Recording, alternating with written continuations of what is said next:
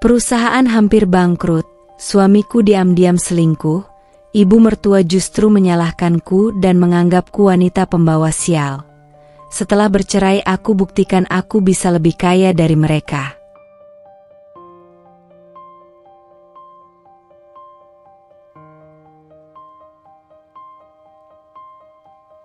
Jam dinding menunjukkan pukul 6.17. Di luar, langit masih berwarna kelabu. Embun menempel di kaca jendela dapur, seolah ikut menggigil bersama perasaanku yang entah mengapa. Pagi itu terasa tidak biasa. Biasanya aku menyukai pagi. Udara yang segar, suara burung-burung kecil, aroma kopi yang baru diseduh, dan suara langkah kaki Radit yang datang dari arah kamar mandi sambil menguap pelan. Biasanya, hanya dengan mendengar suara sandal jepitnya menyentuh lantai, aku tahu dia akan duduk di kursi makan sambil memegang ponselnya, menunggu sarapan favoritnya datang. Tapi pagi ini, semuanya terasa sunyi. Bukan karena Naila sudah berangkat lebih dulu ke sekolah bersama Pak Wanto, sopir kami. Tapi karena cara Radit duduk di meja makan, kaku. Wajahnya seperti topeng batu, pandangannya lurus, tidak melihat ke arahku atau ke wajan tempat aku sedang mengaduk nasi goreng udang kesukaannya. Aku memakai celemek kuning bermotif bunga kecil, celemek yang ia belikan sendiri di awal tahun pernikahan kami. Supaya makin semangat masaknya, katanya waktu itu, sambil mencubit pipiku gemas. Tapi sekarang, celemek ini hanya seperti kain usang yang menggantung di tubuh perempuan yang sudah tak dianggap. Aku tetap memasak dengan hati-hati. Udangnya sudah kupilih semalam di pasar, kusimpan dengan es batu agar tetap segar. Aku tahu, dia suka udang yang dimasak sedikit garing. Nasinya kugunakan yang semalam, agar tidak terlalu lembek. Semua detail kecil yang ia sukai, sudah tertanam di kepalaku. Bertahun-tahun aku belajar menjadi istri yang bisa membaca isyarat lewat diamnya, lewat nada suaranya, bahkan lewat cara ia menghela napas. Tapi pagi ini, tak ada isyarat. Yang ada hanya diam. Aku menata nasi goreng ke dalam piring putih kesukaannya, menaburkan bawang goreng buatan sendiri yang garing, sedikit acar wortel dan mentimun di sisi kiri. Lalu kuletakkan di hadapannya. Ia tidak langsung makan. Udangnya 3 biji. Cukup, kan? Kataku pelan, mencoba mencairkan suasana. Radit diam. Jantungku berdetak semakin cepat. Aku tahu, ada yang tidak beres. Tapi aku tidak siap mendengar apapun. Pagi itu terlalu rapuh untuk menahan beban baru.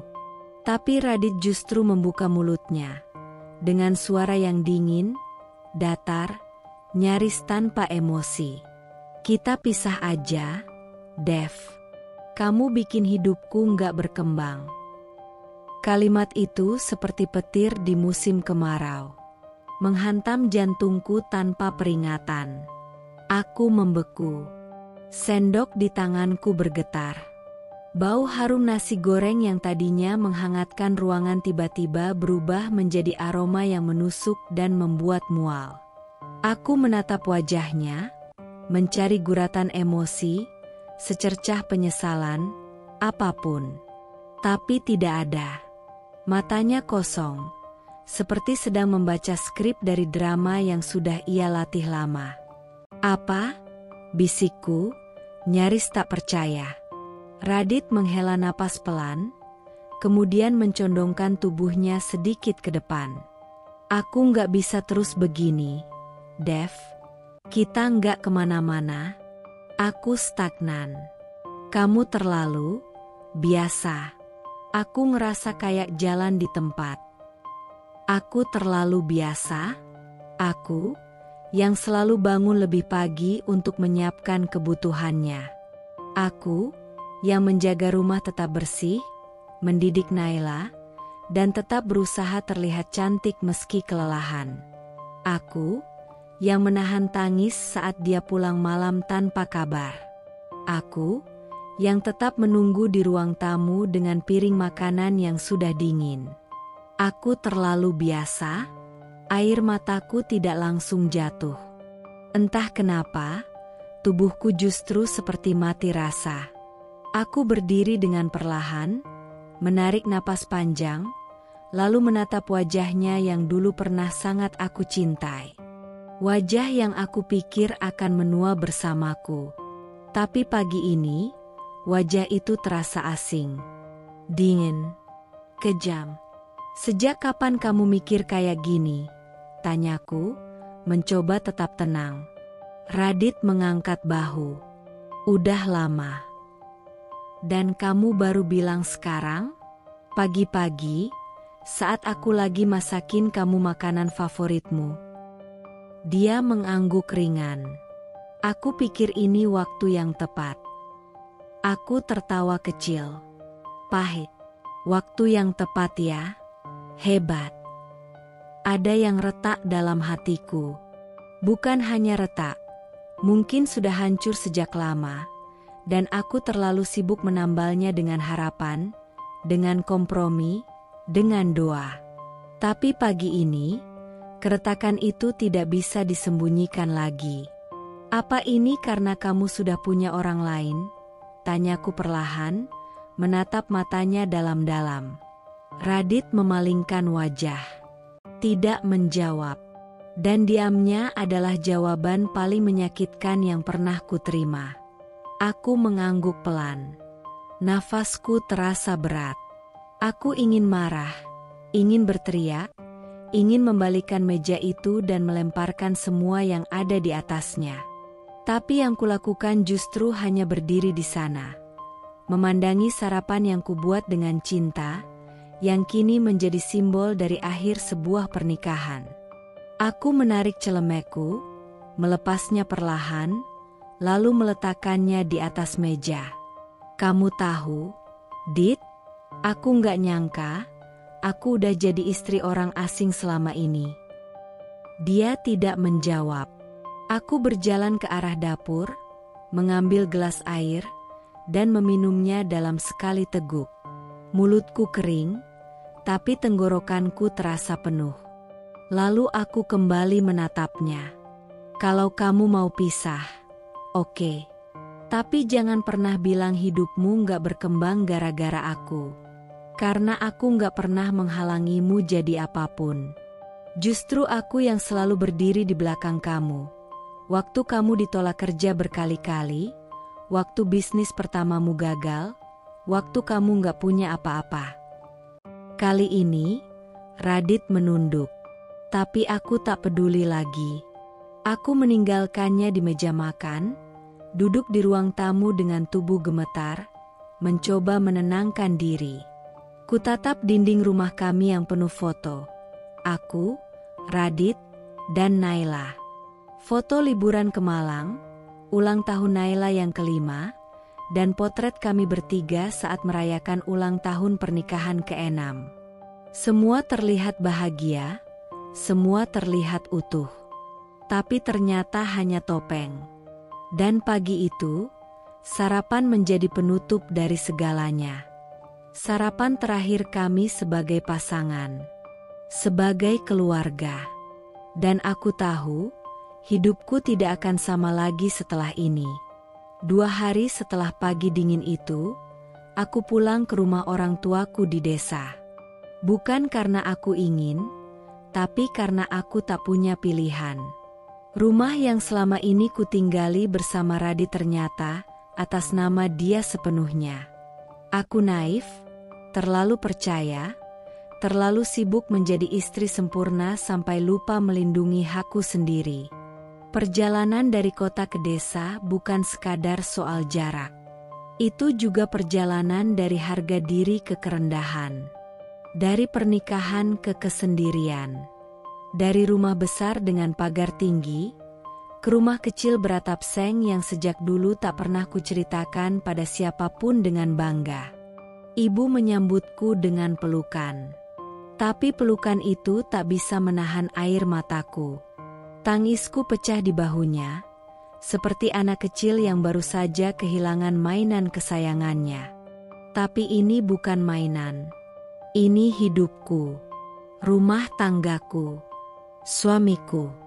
Sudah, nak, nggak usah ditahan. Nangis aja. Di sini rumahmu, kata ibu sambil mengelus rambutku. Ayah hanya duduk di sudut ruang tamu. Matanya menatap kosong keluar jendela, tapi aku tahu, hatinya ikut hancur. Beliau tidak pernah banyak bicara, tapi sekali dia diam terlalu lama, aku tahu betapa kecewanya dia. Ayah malu sama tetangga. Semua orang tahunya kamu hidup bahagia di kota. Sekarang pulang, cuma bawa koper, gumamnya pelan. Aku menunduk. Tidak membela diri, karena memang itu kenyataannya. 2 hari aku tinggal di rumah kecil ini. Aku tidur di kamar masa kecilku yang sempit. Dindingnya masih ditempeli poster-poster lama. Lemari kayu tua berderit setiap kali dibuka. Tapi entah kenapa, aku merasa lebih damai di sini. Tidak ada ketegangan, tidak ada tatapan dingin. Tidak ada punggung suami yang selalu tidur membelakangiku. Naila masih bersama Radit. Katanya, biar dia tetap sekolah dulu di kota. Hatiku hancur. Tapi untuk sementara, aku pasrah. Aku hanya bisa menelepon Naila malam hari dan menanyakan kabarnya. Hingga pagi itu, kejadian yang membuat dadaku makin sesak terjadi. Bu Ratna, ibu mertuaku, datang. Tiba-tiba, tanpa kabar. Dengan mobil putih mewahnya yang parkir mencolok di halaman rumah orang tuaku yang becek dan sempit. Ibu membuka pintu, sedikit kikuk. Aku yang baru saja keluar dari dapur langsung berhenti di tengah langkah. Bu Ratna berdiri tegak di ambang pintu. Pakaiannya rapi, blazer hijau zamrud dan bros emas di dada kiri. Matanya menelusuri ruangan dengan pandangan jijik yang tidak ditutupi. Aku dari dulu gak pernah setuju kamu nikah sama Radit.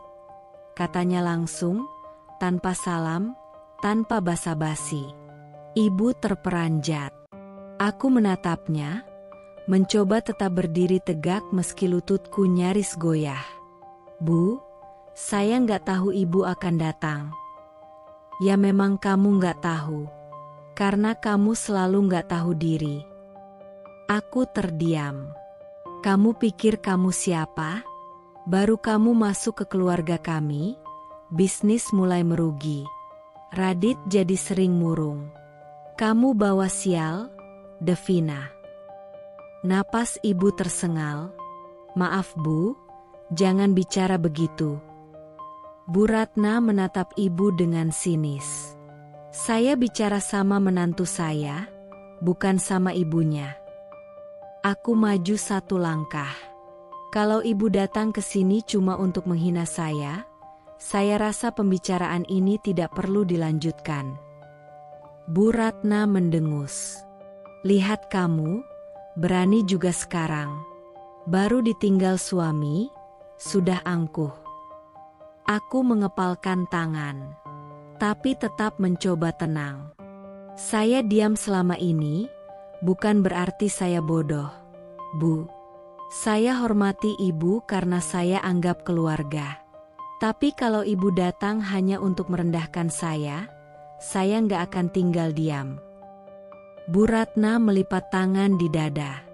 Kamu pikir kamu siapa? Dev? Rumah yang kamu tempati selama ini itu milik Radit. Kamu keluar tanpa perjanjian.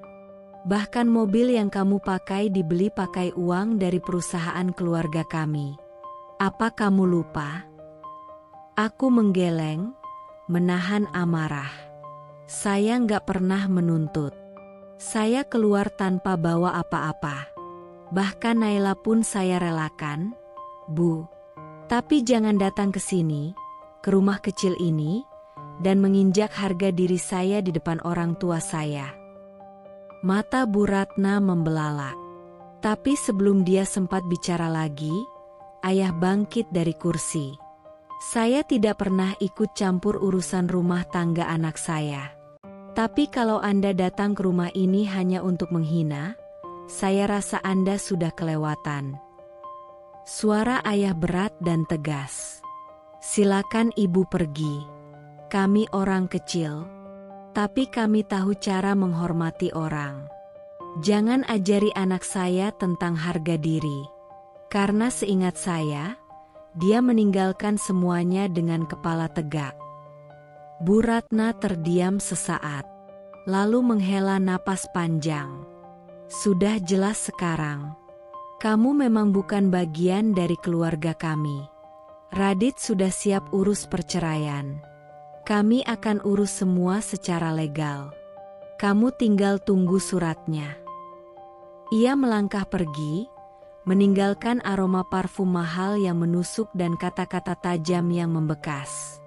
Aku duduk di kursi kayu yang bergoyang, menatap lantai rumah. Nafasku berat. Tapi entah kenapa, kali ini aku tidak menangis. Aku hanya merasa hampa. Malam harinya, aku berdiri di depan jendela kamar, memandang ke langit yang penuh bintang. Di kejauhan, suara jangkrik bersahut-sahutan. Rumah kecil ini mungkin sederhana, tapi disinilah aku menemukan kembali diriku yang hilang. Aku memikirkan Naila, anak perempuan kecilku yang belum tahu apa-apa, yang mungkin bertanya-tanya kenapa ibunya tidak lagi pulang ke rumah. Aku tahu, waktuku akan datang. Aku akan perjuangkan hakku sebagai ibu. Tapi aku harus kuat dulu. Aku tidak tahu besok akan seperti apa.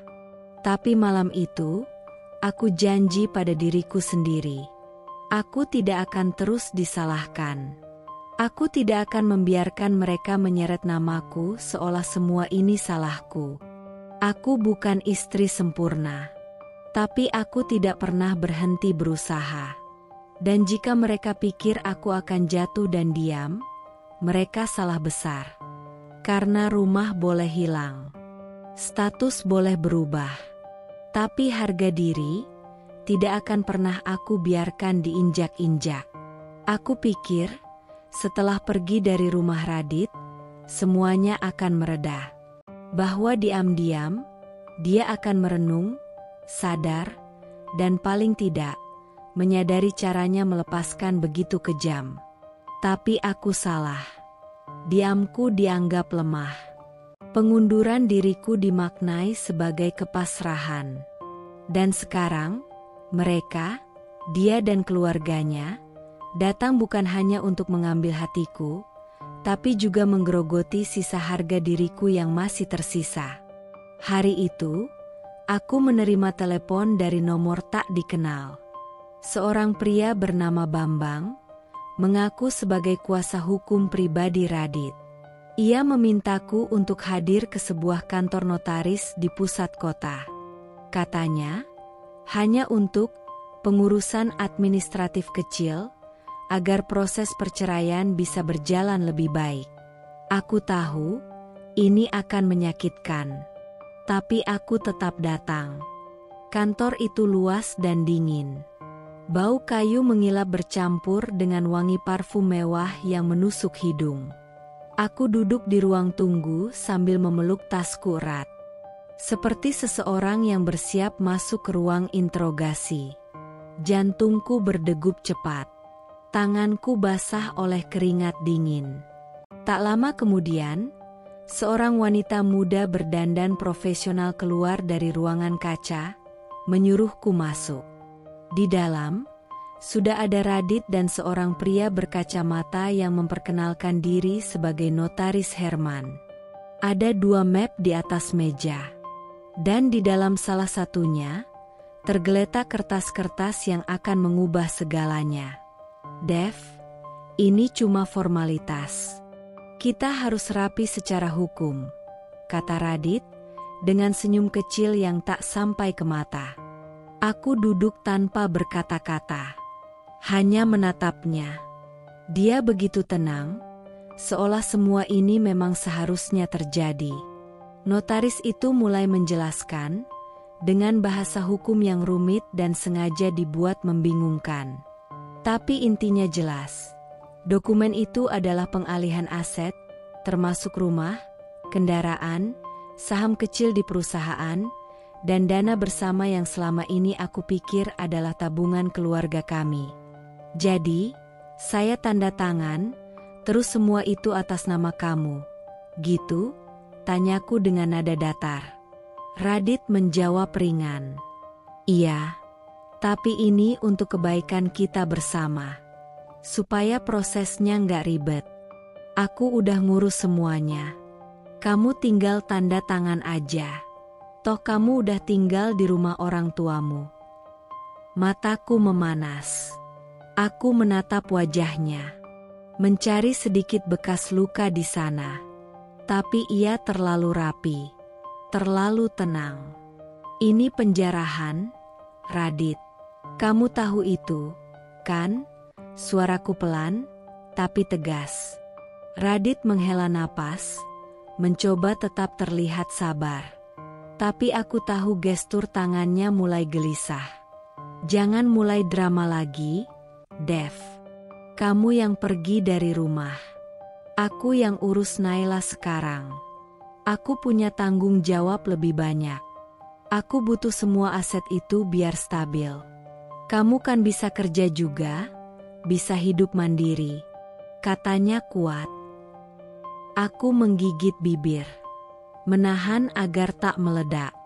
Menahan agar tak menangis. Tapi isi kepalaku berkecamuk. Jadi kamu anggap aku beban, gitu? Devina, katanya, nada suaranya meninggi. Dengar ya, kamu dari dulu nggak pernah ngerti bisnis. Kamu cuma diam di rumah, masak, jagain anak. Aku yang mikir keras. Aku yang capek. Sekarang kamu malah nuntut bagian. Kata-katanya seperti belati yang menembus setiap lapisan hatiku. Aku mencintainya sepenuh hati. Aku tidak pernah menghitung pengorbanan. Aku tidak pernah memperhitungkan waktu yang kuhabiskan untuk mendukungnya. Tapi sekarang, dia membalasku dengan penghinaan. Tak hanya sebagai istri, tapi sebagai manusia. Selama ini aku bukan istri? Aku nggak dianggap bagian dari perjuangan kita? Tanyaku, suaraku bergetar. Kamu lupa waktu kamu jatuh dan aku jual gelang peninggalan ibu buat nutupin utangmu? Kamu lupa aku bangun jam 5 pagi tiap hari demi kamu sarapan sebelum rapat? Radit berdiri. Nadanya naik. Udah, Dev, jangan bawa-bawa masa lalu. Kamu terlalu sentimental. Dunia ini butuh logika, bukan air mata. Udah tanda tangan aja. Jangan bikin semuanya makin ribet. Aku berdiri juga. Nafasku cepat. Tapi aku tidak takut. Aku nggak akan tanda tangan, Radit. Dan aku akan lawan semua ini, pakai cara apapun. Jangan pernah anggap aku lemah hanya karena aku nggak melawan kemarin-kemarin. Radit tertawa mengejek. Lawan? Kamu nggak punya siapa-siapa. Kamu pikir kamu bisa apa? Hah? Tinggal di rumah orang tua, kerjaan nggak ada, anak pun di aku. Kamu bukan siapa-siapa sekarang. Hatiku seperti diremukan. Notaris itu mencoba menengahi, tapi aku tidak dengarkan. Radit menatapku penuh kebencian yang tak pernah kulihat sebelumnya. Aku nggak mau berurusan sama kamu lagi. Kamu nggak layak dapat bagian dari apa yang aku capai sekarang. Aku menahan napas. Lalu perlahan berkata, kamu nggak capai itu sendirian. Jangan pernah lupakan itu. Aku meraih tasku, berjalan keluar tanpa menoleh ke belakang.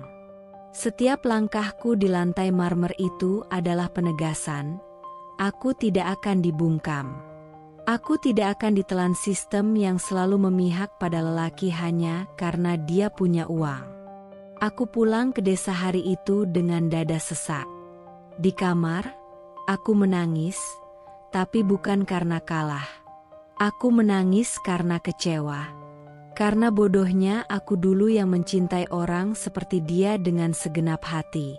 Ibu memelukku, lagi-lagi. Tapi kali ini, aku tidak hancur. Aku mulai menyusun rencana. Aku tahu aku harus kuat, demi Naila, demi diriku sendiri. Esok harinya, aku mulai menelpon kenalan lamaku, teman sekolah yang sekarang bekerja di bidang hukum, mantan rekan kerja dari masa kuliah dulu. Satu persatu, mereka mulai memberiku petunjuk.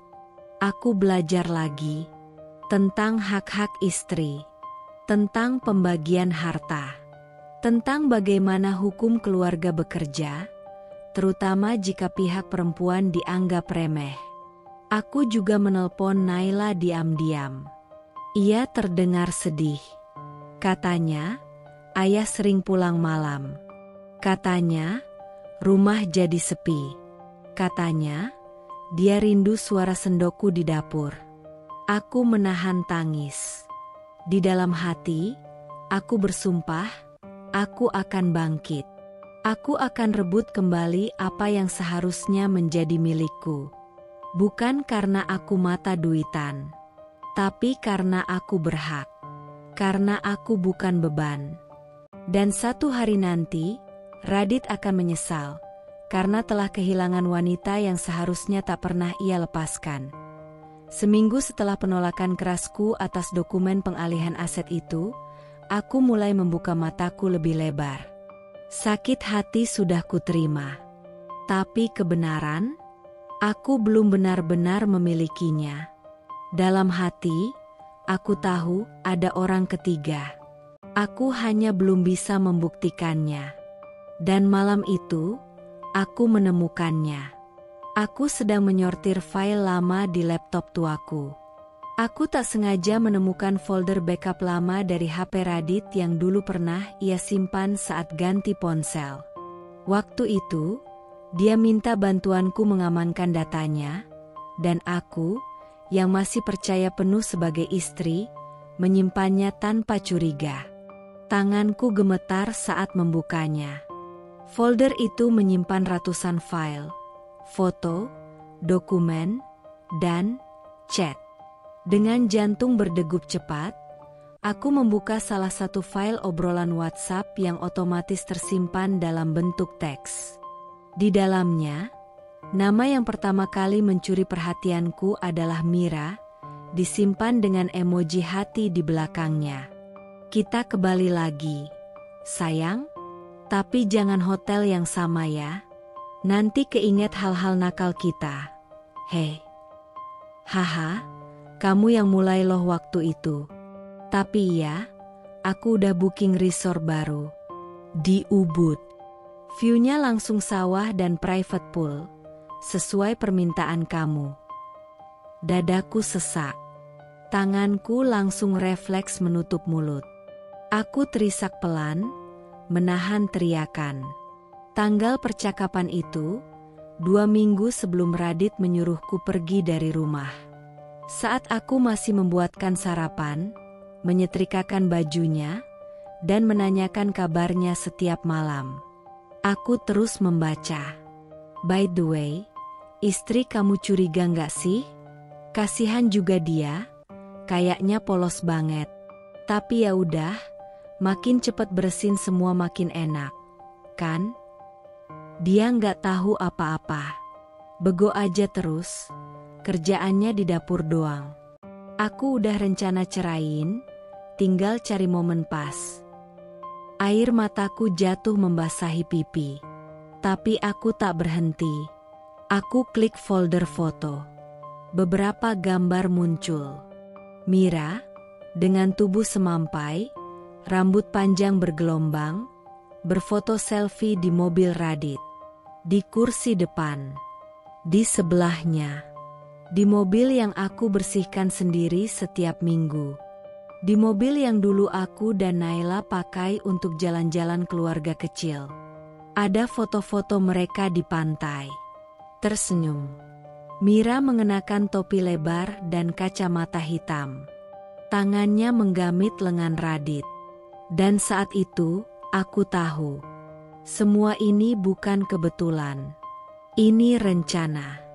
Mereka sudah menjalin hubungan bahkan sebelum aku terusir dari rumah. Bahkan sebelum Naila mulai merindukan kehangatan rumah yang dulu. Aku menutup laptop. Terdiam. Ruang kamarku terasa sempit. Nafasku sesak. Tapi aku tidak menangis lagi. Tangisanku telah habis.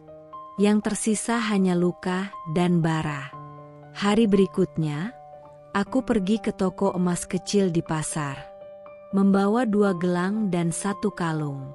Semuanya perhiasan yang dulu kubeli sedikit demi sedikit, dari uang arisan dan sisa belanja. Di hari yang sama saat Mira dan Radit mengatur liburan mereka ke Bali, aku menjual perhiasan untuk membayar uang sekolah Naila. Kepala sekolah sudah mengirim surat peringatan. Dan aku tak ingin Naila tahu apa yang sedang terjadi. Dia harus tetap sekolah. Harus tetap tertawa. Harus tetap merasa dicintai, meski ibunya sedang disayat diam-diam. Ibu di rumah sempat bertanya, "Apa kamu yakin mau jual itu semua, Nak? Nanti kalau darurat?" Aku hanya tersenyum kecil. Sekarang semua ini sudah darurat, Bu. Malamnya, aku kembali membuka chat lama. Aku mencari tahu lebih dalam siapa Mira.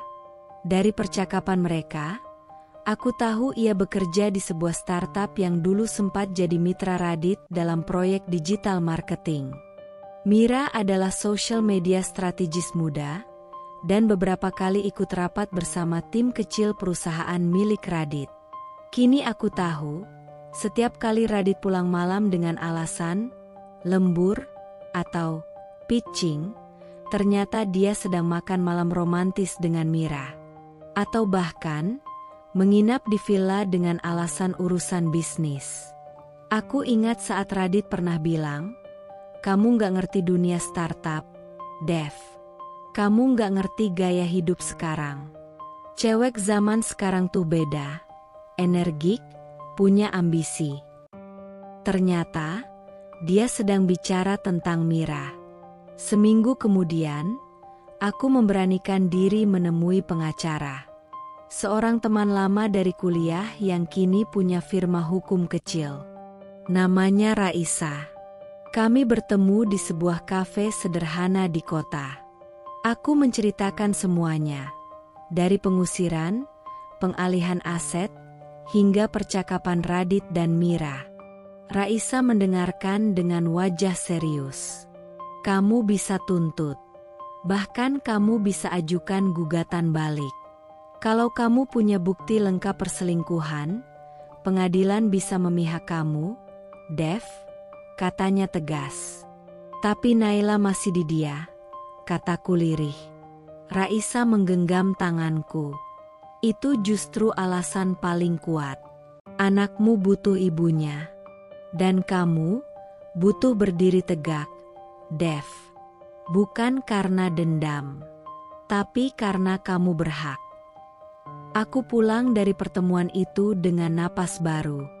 Untuk pertama kalinya sejak semua ini terjadi, aku merasa punya jalan. Mira mungkin telah mengambil suamiku, tapi dia tidak akan mengambil hidupku. Tidak akan mengambil hakku. Tidak akan mengambil masa depan anakku. Aku sedang duduk di ruang tamu rumah ibu, ketika notifikasi YouTube muncul di layar ponselku. Live talk show bisnis.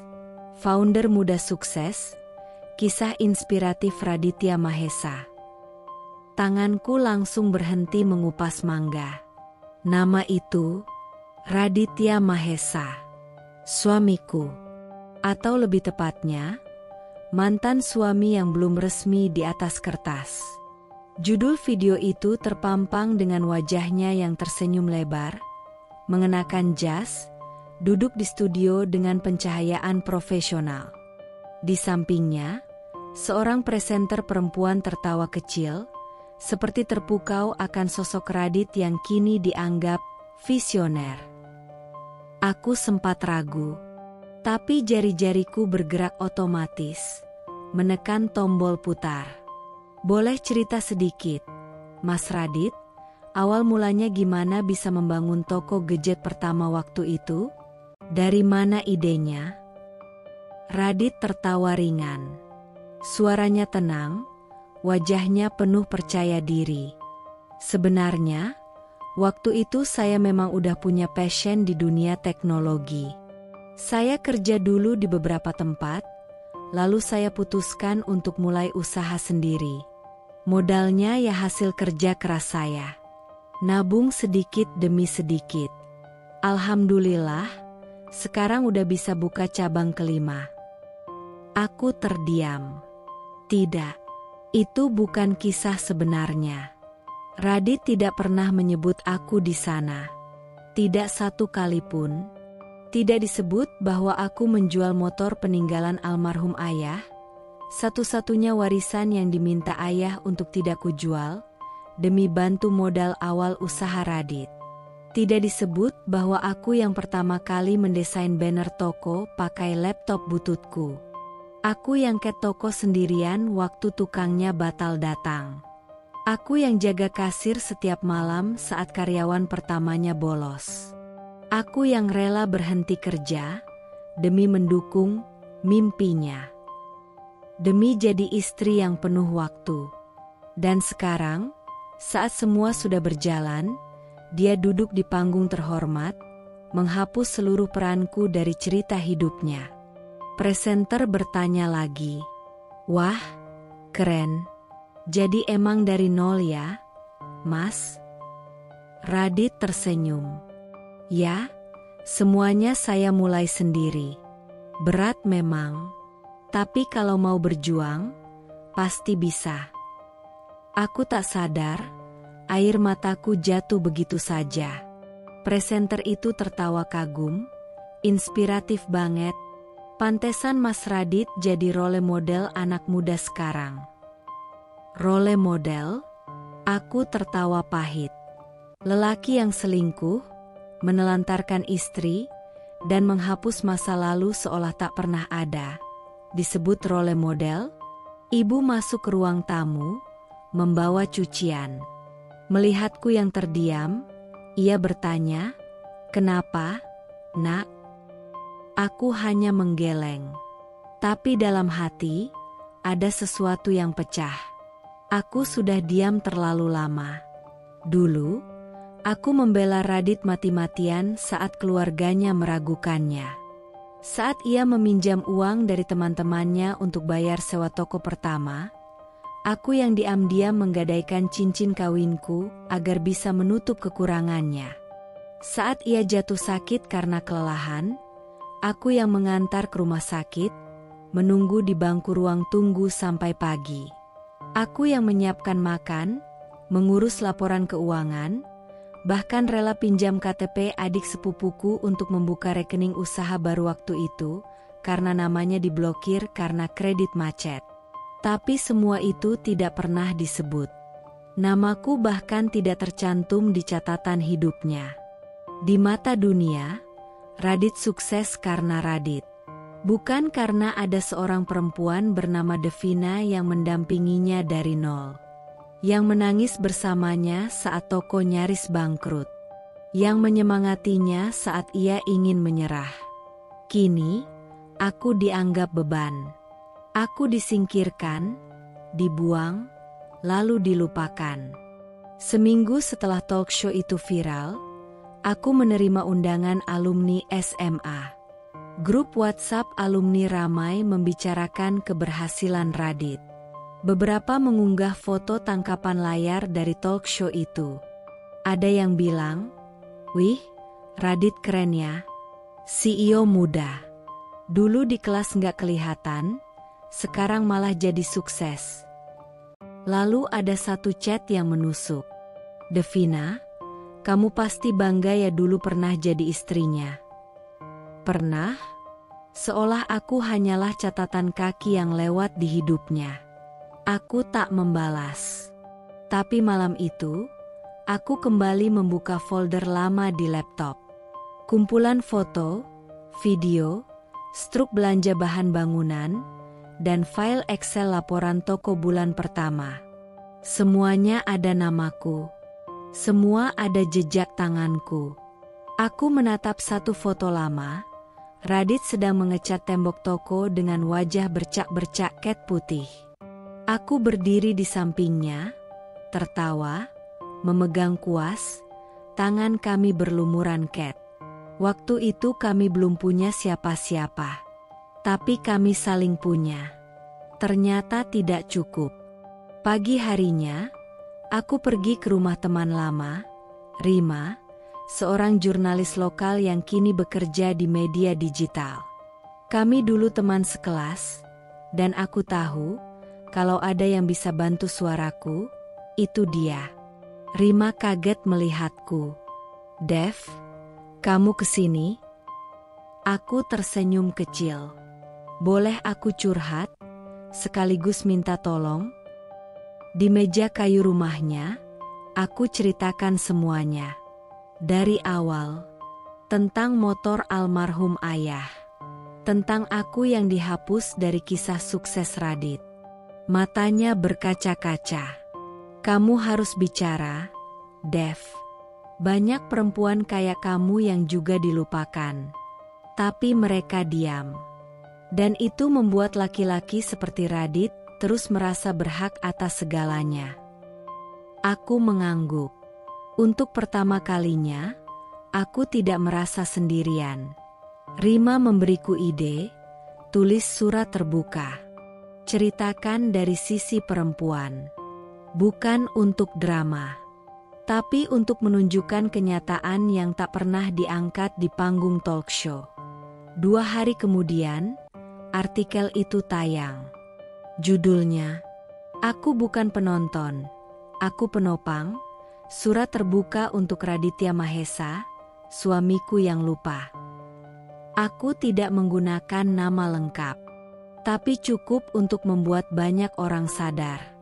Ceritaku diangkat oleh berbagai akun media sosial yang peduli pada suara perempuan.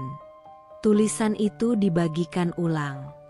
Banyak perempuan mengirim pesan padaku, mengatakan mereka juga pernah mengalami hal yang sama. Ada yang bahkan mengaku sedang dalam posisi yang mirip. Dilupakan, disingkirkan, dibungkam. Dan di antara semua komentar, satu hal paling menyentuhku. "Kamu mungkin bukan yang terkenal, tapi kamu yang sebenarnya hebat." Radit tidak menghubungiku, tapi aku tahu dia marah. Seorang temanku yang masih bekerja di salah satu cabangnya bilang, "Bos kelihatan stres." Banyak investor tanya-tanya soal berita kemarin. Aku tidak berniat menjatuhkannya. Tapi kebenaran perlu diberi ruang. Jika dia bisa menghapusku dari sejarah hidupnya, aku akan menulis sejarahku sendiri. Sebagai saksi.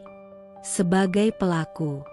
Sebagai perempuan yang dulu membantunya berdiri, tapi kini berdiri sendiri tanpa dia. Pagi itu, aku membuka ponsel seperti biasa. Tapi bukan kabar Naila yang pertama ku terima, melainkan notifikasi dari Instagram. "Mira Shines just posted a new story." Tanganku berhenti. Mira, wanita yang diam-diam merebut Radit. Yang dulu hanya bayangan, kini tampil terang-terangan. Aku membuka story itu. Latar belakangnya pink muda. Ada gambar perempuan sedang menangis memeluk koper, dengan stiker tulisan, "Belajarlah pergi tanpa bawa-bawa nama orang sukses. Move on, sayang." Lalu di slide berikutnya, Mira selfie, dengan caption, "Kadang, yang gagal itu bukan karena nggak punya kesempatan, Tapi karena terlalu sibuk nyinyirin yang udah melangkah, aku tidak disebut langsung. Tapi semua orang tahu siapa yang dia maksud. Waktu postingannya muncul, komentarnya meledak. Ada yang memujinya, tapi tak sedikit juga yang langsung menyerang aku. Grup alumni kembali ramai. Grup arisan online penuh dengan spekulasi. Bahkan ada akun gosip yang repost tulisan Mira itu, mengaitkannya dengan surat terbuka yang aku buat seminggu lalu. Istri lama belum move on? Kalau udah cerai, ya udah. Jangan nyeret-nyeret kisah lama. Nyari panggung banget kayaknya. Aku membacanya satu persatu. Tidak dengan marah, tapi dengan dada yang berat. Lucunya, mereka tidak tahu aku yang menjual motor peninggalan ayah demi Radit. Mereka tidak tahu aku yang pernah bangun tengah malam karena Radit panik laporan pajaknya salah. Mereka hanya tahu Mira, yang kini duduk manis di samping Radit, tersenyum di balik kamera. Aku duduk diam di depan meja makan. Ibu keluar dari dapur membawa segelas teh manis. "Kamu kenapa, Nak?" Aku menggeleng. Tapi ibu tahu aku menyembunyikan sesuatu. Aku sodorkan ponsel padanya. Ibu membaca perlahan. Matanya menyipit. Orang yang nyerang dari belakang biasanya karena tahu dia salah tapi nggak punya keberanian ngakuin. Makanya, dia ramai-ramai ajak orang buat lempar batu. Aku menghela napas. Tapi rasanya sakit, Bu. Seolah aku ini peminta-minta, padahal aku hanya mau diakui. Bukan untuk harta, tapi untuk perjuanganku. Ibu menatapku lama. Kalau kamu yakin berdiri di tempat yang benar, jangan runtuh hanya karena ribut dari pinggir jalan. Aku menonaktifkan notifikasi media sosial hari itu. Tapi pesan-pesan tetap datang. Gak malu bawa-bawa nama mantan suami? Hidup tuh maju, bukan mundur. Cie yang gak terima ditinggal, nyerang dari belakang. Tak semua pesan seperti itu. Beberapa perempuan menguatkanku. Tapi komentar buruk terasa lebih keras menggema di kepala. Raisa, pengacaraku, menelepon. "Aku tahu kamu lagi digempur. Tapi kamu harus kuat, Dev." Ini fase yang biasa terjadi saat perempuan mulai bersuara. "Harusnya aku diam aja ya dari dulu," gumamku pelan. "Justru kalau kamu diam, mereka menang. Tapi kalau kamu bicara, kamu kasih jalan buat perempuan lain juga berani. Diam itu pilihan, bukan kelemahan. Dan kamu diam bukan karena kalah. Kamu hanya sedang menyiapkan langkah besar." Aku memikirkan Naila, anakku. Dia yang suatu hari nanti akan mencari tahu apa yang sebenarnya terjadi antara ayah dan ibunya. Dunia digital menyimpan segalanya. Saat dia besar nanti, mungkin dia akan membaca tulisan ibunya, melihat komentar, mendengar cerita dari berbagai sisi. Dan aku ingin dia tahu ibunya bukan perempuan lemah. Bukan perempuan yang diam karena takut. Tapi perempuan yang memilih diam karena sedang menyiapkan kebenaran dengan kepala tegak. Beberapa hari kemudian, Mira kembali membuat unggahan. Kali ini lebih frontal. "Saya sukses bukan karena menjatuhkan orang lain. Tapi karena saya tahu, untuk naik ke atas, saya nggak perlu menginjak siapapun. Kalau masih sibuk bawa-bawa masa lalu, berarti belum layak berdiri di masa depan." Komentar pun kembali mengalir. "Queen, kalah kelas itu begini. Fix, mantan istri nggak move on." Aku menatap unggahan itu lama. Mataku tidak panas lagi. Aku hanya merasa kasihan. Mira butuh validasi. Dan untuk mendapatkannya, dia menjatuhkan orang lain. Mungkin dia tahu, dia hanya pendatang baru dalam kisah yang sudah kujalani bertahun-tahun. Maka dia ingin menjadi tokoh utama dengan menghapus tokoh sebelumnya. Tapi sejarah tidak bisa dihapus. Perjuangan tidak bisa ditukar. Dan aku tidak akan membela diriku dengan berdebat di media sosial. Aku akan buktikan lewat jalan yang berbeda. Malam itu aku kembali duduk dengan Raisa. Di meja kecil penuh kertas dan dokumen, kami menyusun strategi gugatan. Bukan hanya harta, tapi hak asuh Naila. Dan kejelasan statusku yang terlalu lama digantung. Kalau mereka terus menyudutkan kamu, kita bisa angkat bukti digital. Tapi jangan buru-buru. Biarkan mereka merasa kamu kalah. Itu akan jadi senjata kita nanti di pengadilan, kata Raisa. Aku mengangguk.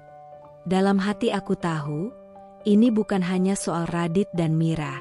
Tapi soal aku dan perempuan-perempuan lain yang selama ini dibungkam oleh narasi laki-laki sukses yang lupa siapa yang dulu mendukung mereka dari nol. 3 hari kemudian, aku menulis catatan kecil. Bukan untuk diunggah, tapi untuk menguatkan diriku sendiri. Aku mungkin diam, tapi bukan berarti aku kalah. Aku hanya tidak mau menjelaskan diri pada orang yang sudah memutuskan membenciku sejak awal. Aku tahu siapa aku. Dan aku tahu, waktu akan berbicara. Kebenaran tidak butuh panggung. Ia akan muncul dengan sendirinya, di waktu yang paling tepat. Aku menatap cermin.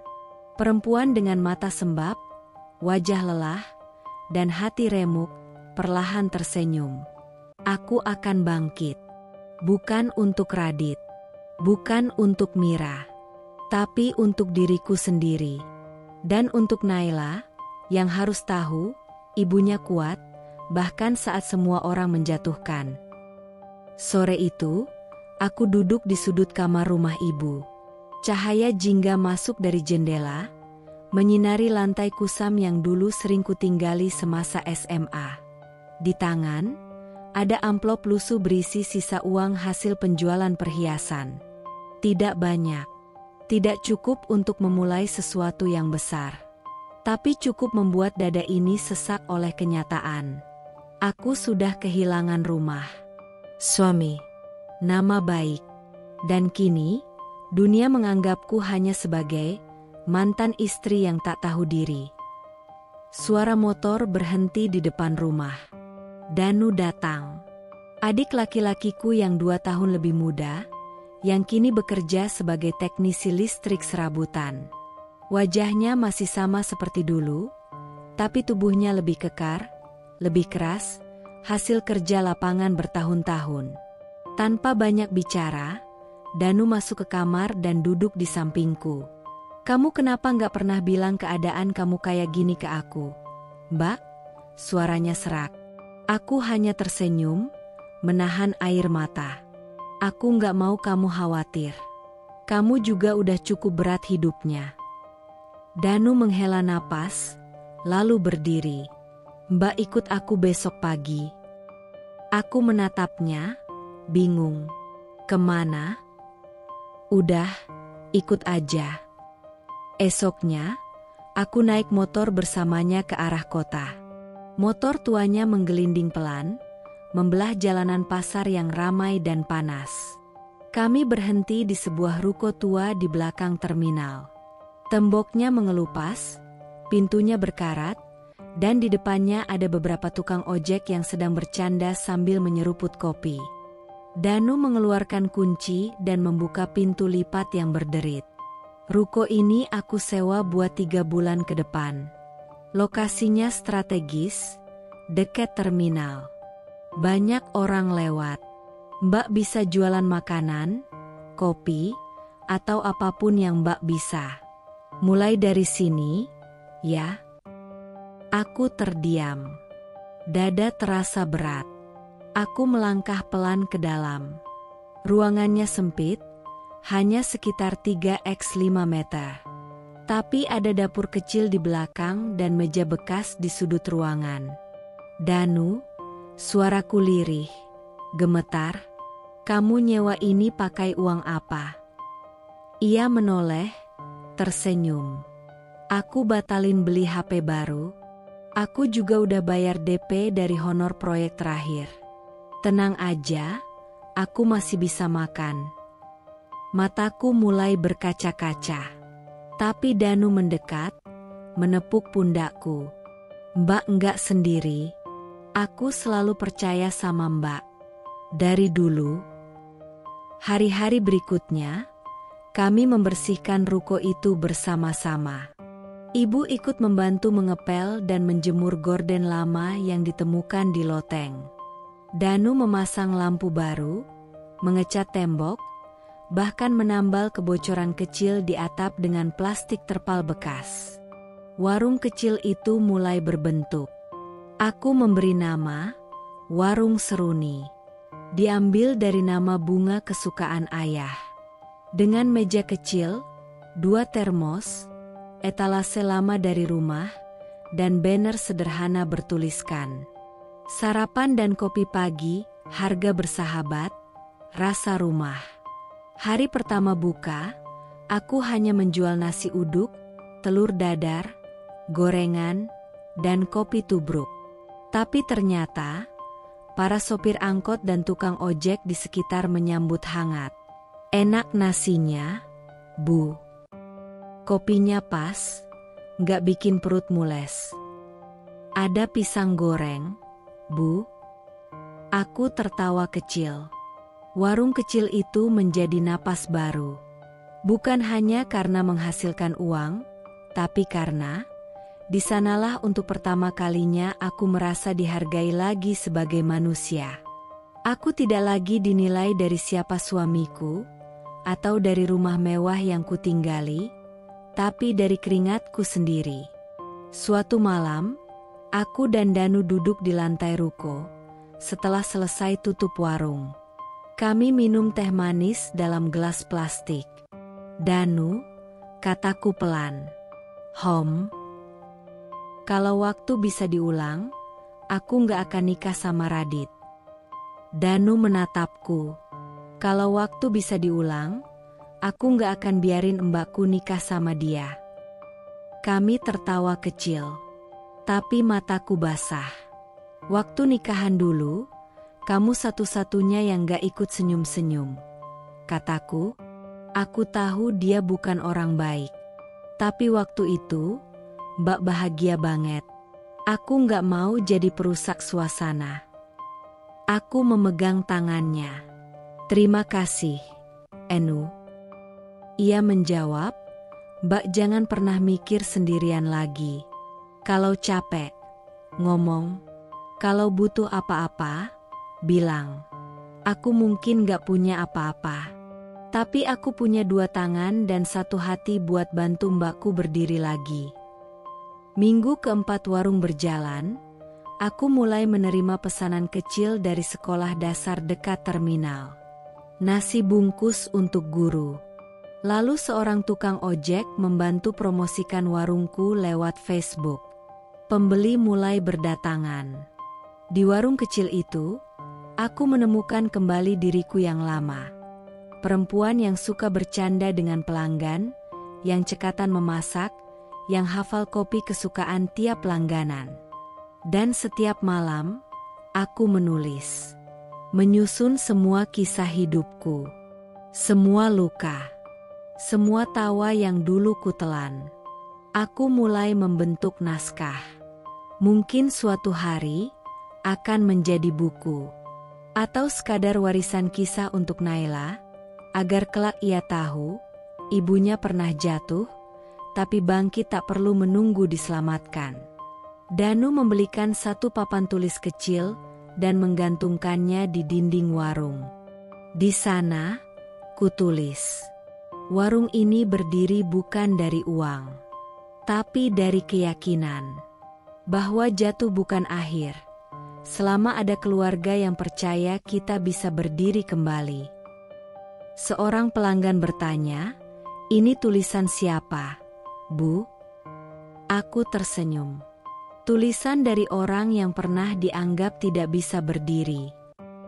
Setelah 2 bulan menjalankan warung seruni di ruko belakang terminal, Aku menyadari sesuatu. Ruangku masih terlalu sempit untuk impianku yang mulai tumbuh lagi. Penghasilan warung mulai stabil. Bahkan, beberapa pelanggan tetap datang setiap pagi, para sopir angkot, karyawan koperasi dekat situ, bahkan guru TK yang kadang bawa murid-muridnya mampir untuk beli gorengan. Tapi ada satu kalimat dari Danu yang membuatku berpikir ulang saat kami menghitung omzet malam itu. "Mbak, kalau mau naik kelas, keluar dari zona nyaman. Jualan di pasar yuk. Ramai, banyak yang lalu lalang. Dan Mbak kan jago bikin masakan yang tahan lama. Coba jual lauk siap saji." Aku menatapnya. Pasar?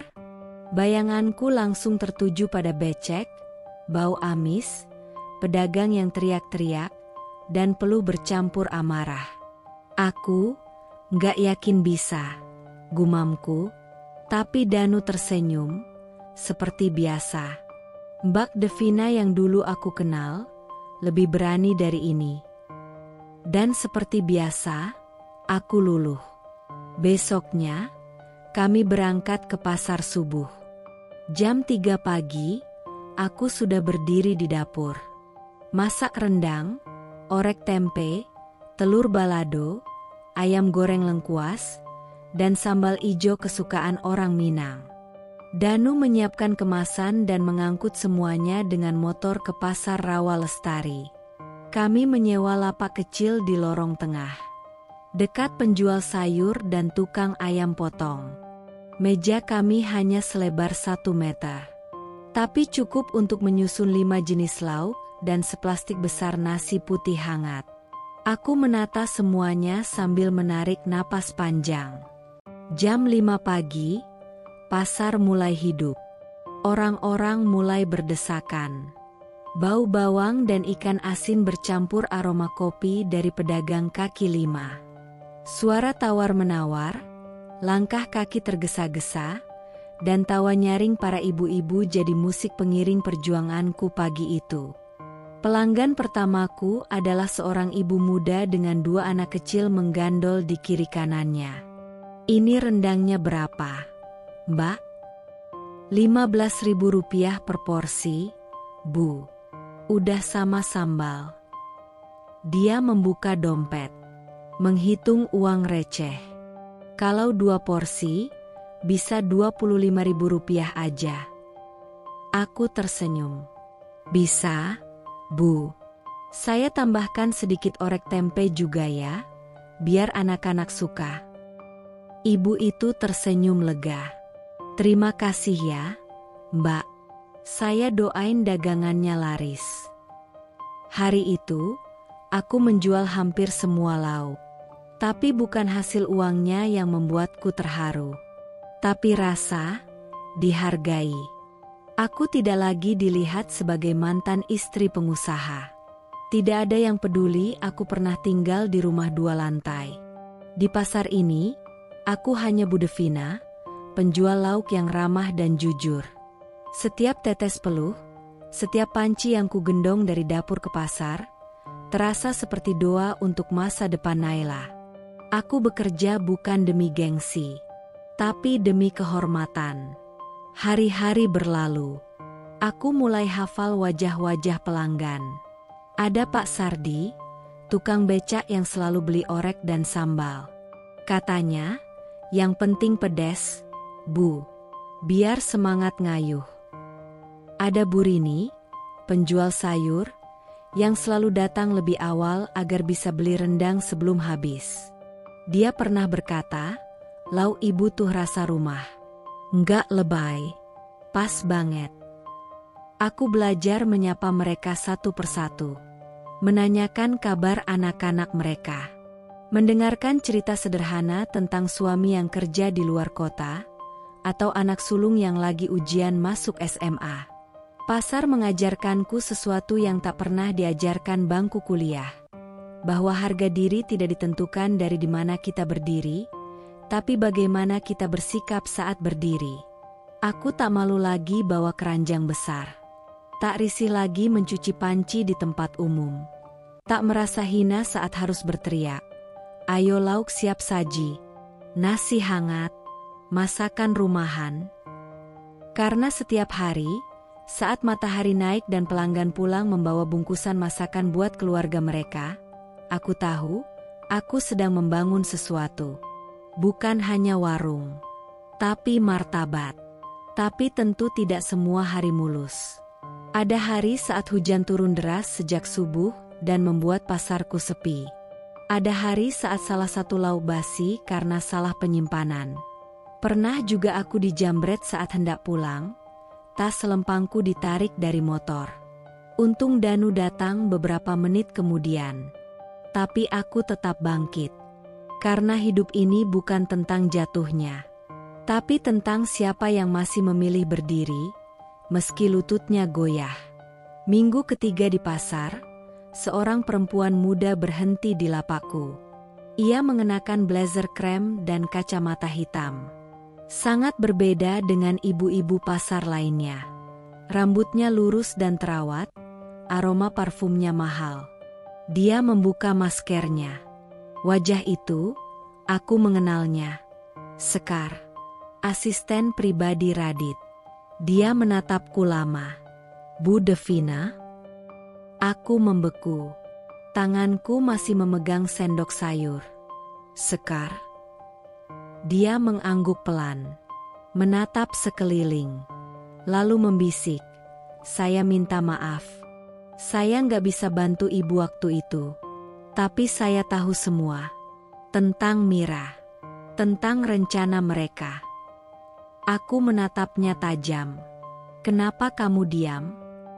"Saya takut, Bu. Kalau saya buka mulut, saya dipecat. Tapi sekarang saya sudah resign. Dan, saya cuma mau bilang, saya salut sama ibu." Aku terdiam. Dia mengeluarkan amplop kecil dari tasnya. Ini ada catatan kecil. Beberapa data yang mungkin bisa ibu pakai di sidang nanti. Aku menatap amplop itu. Lalu matanya. "Terima kasih, Sekar. Bukan untuk datanya, tapi untuk keberanianmu hari ini." Malamnya, aku duduk di depan warung, menatap langit. Angin malam berhembus lembut, tapi hatiku penuh gelombang. Mungkin inilah rasa saat seseorang mulai pulih. Perlahan, tapi pasti. Di pasar, aku tidak lagi dikenal sebagai istri Radit. Aku dikenal sebagai Bu Devina, penjual lauk yang tidak pernah membohongi rasa. Dan dari pasar ini, aku tahu, dengan peluh dan pelanggan, aku sedang menenun harga diriku kembali. Malam itu, hujan turun deras. Jalanan becek.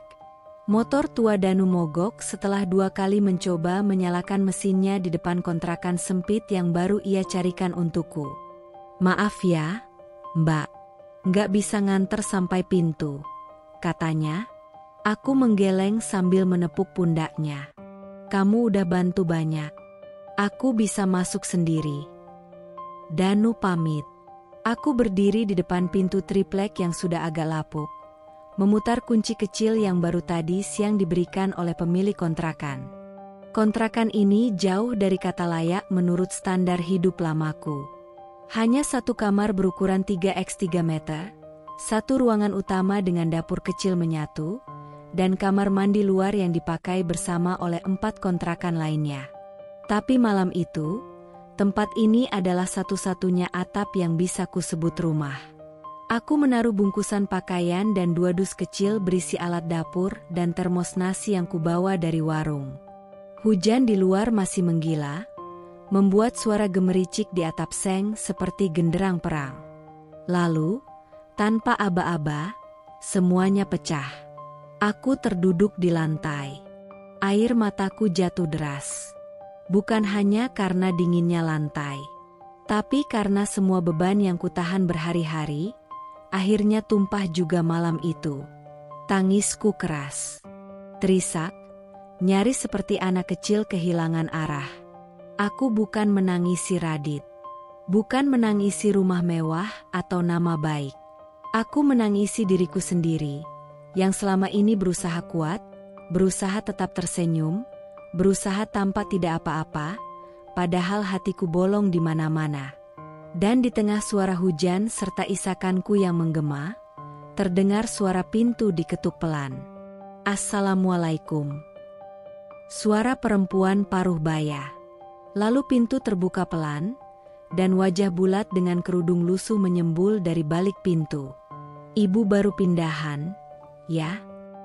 Aku cepat-cepat menghapus air mata. Iya, Bu. Maaf berisik. Perempuan itu masuk tanpa izin seperti seorang ibu yang tak tahan melihat anaknya menangis. Ia langsung memelukku. Hangat, tanpa tanya, tanpa syarat. Di belakangnya, seorang lelaki kurus dengan jaket tambal sulam berdiri membawa payung kecil. Itu suami saya, Pak Darto. Kita tinggal di kontrakan samping. Jangan sungkan, ya. Sini bukan cuma tempat numpang tidur, tapi tempat saling jaga. Aku menangis lagi, kali ini karena dipeluk, bukan karena dihina. Bu Susi dan Pak Darto adalah pasangan paling sederhana yang pernah kutemui. Hidup mereka nyaris tanpa barang mewah. Lemari baju mereka hanya satu, dan setengahnya bahkan berisi alat-alat tambal panci dan barang dagangan kecil.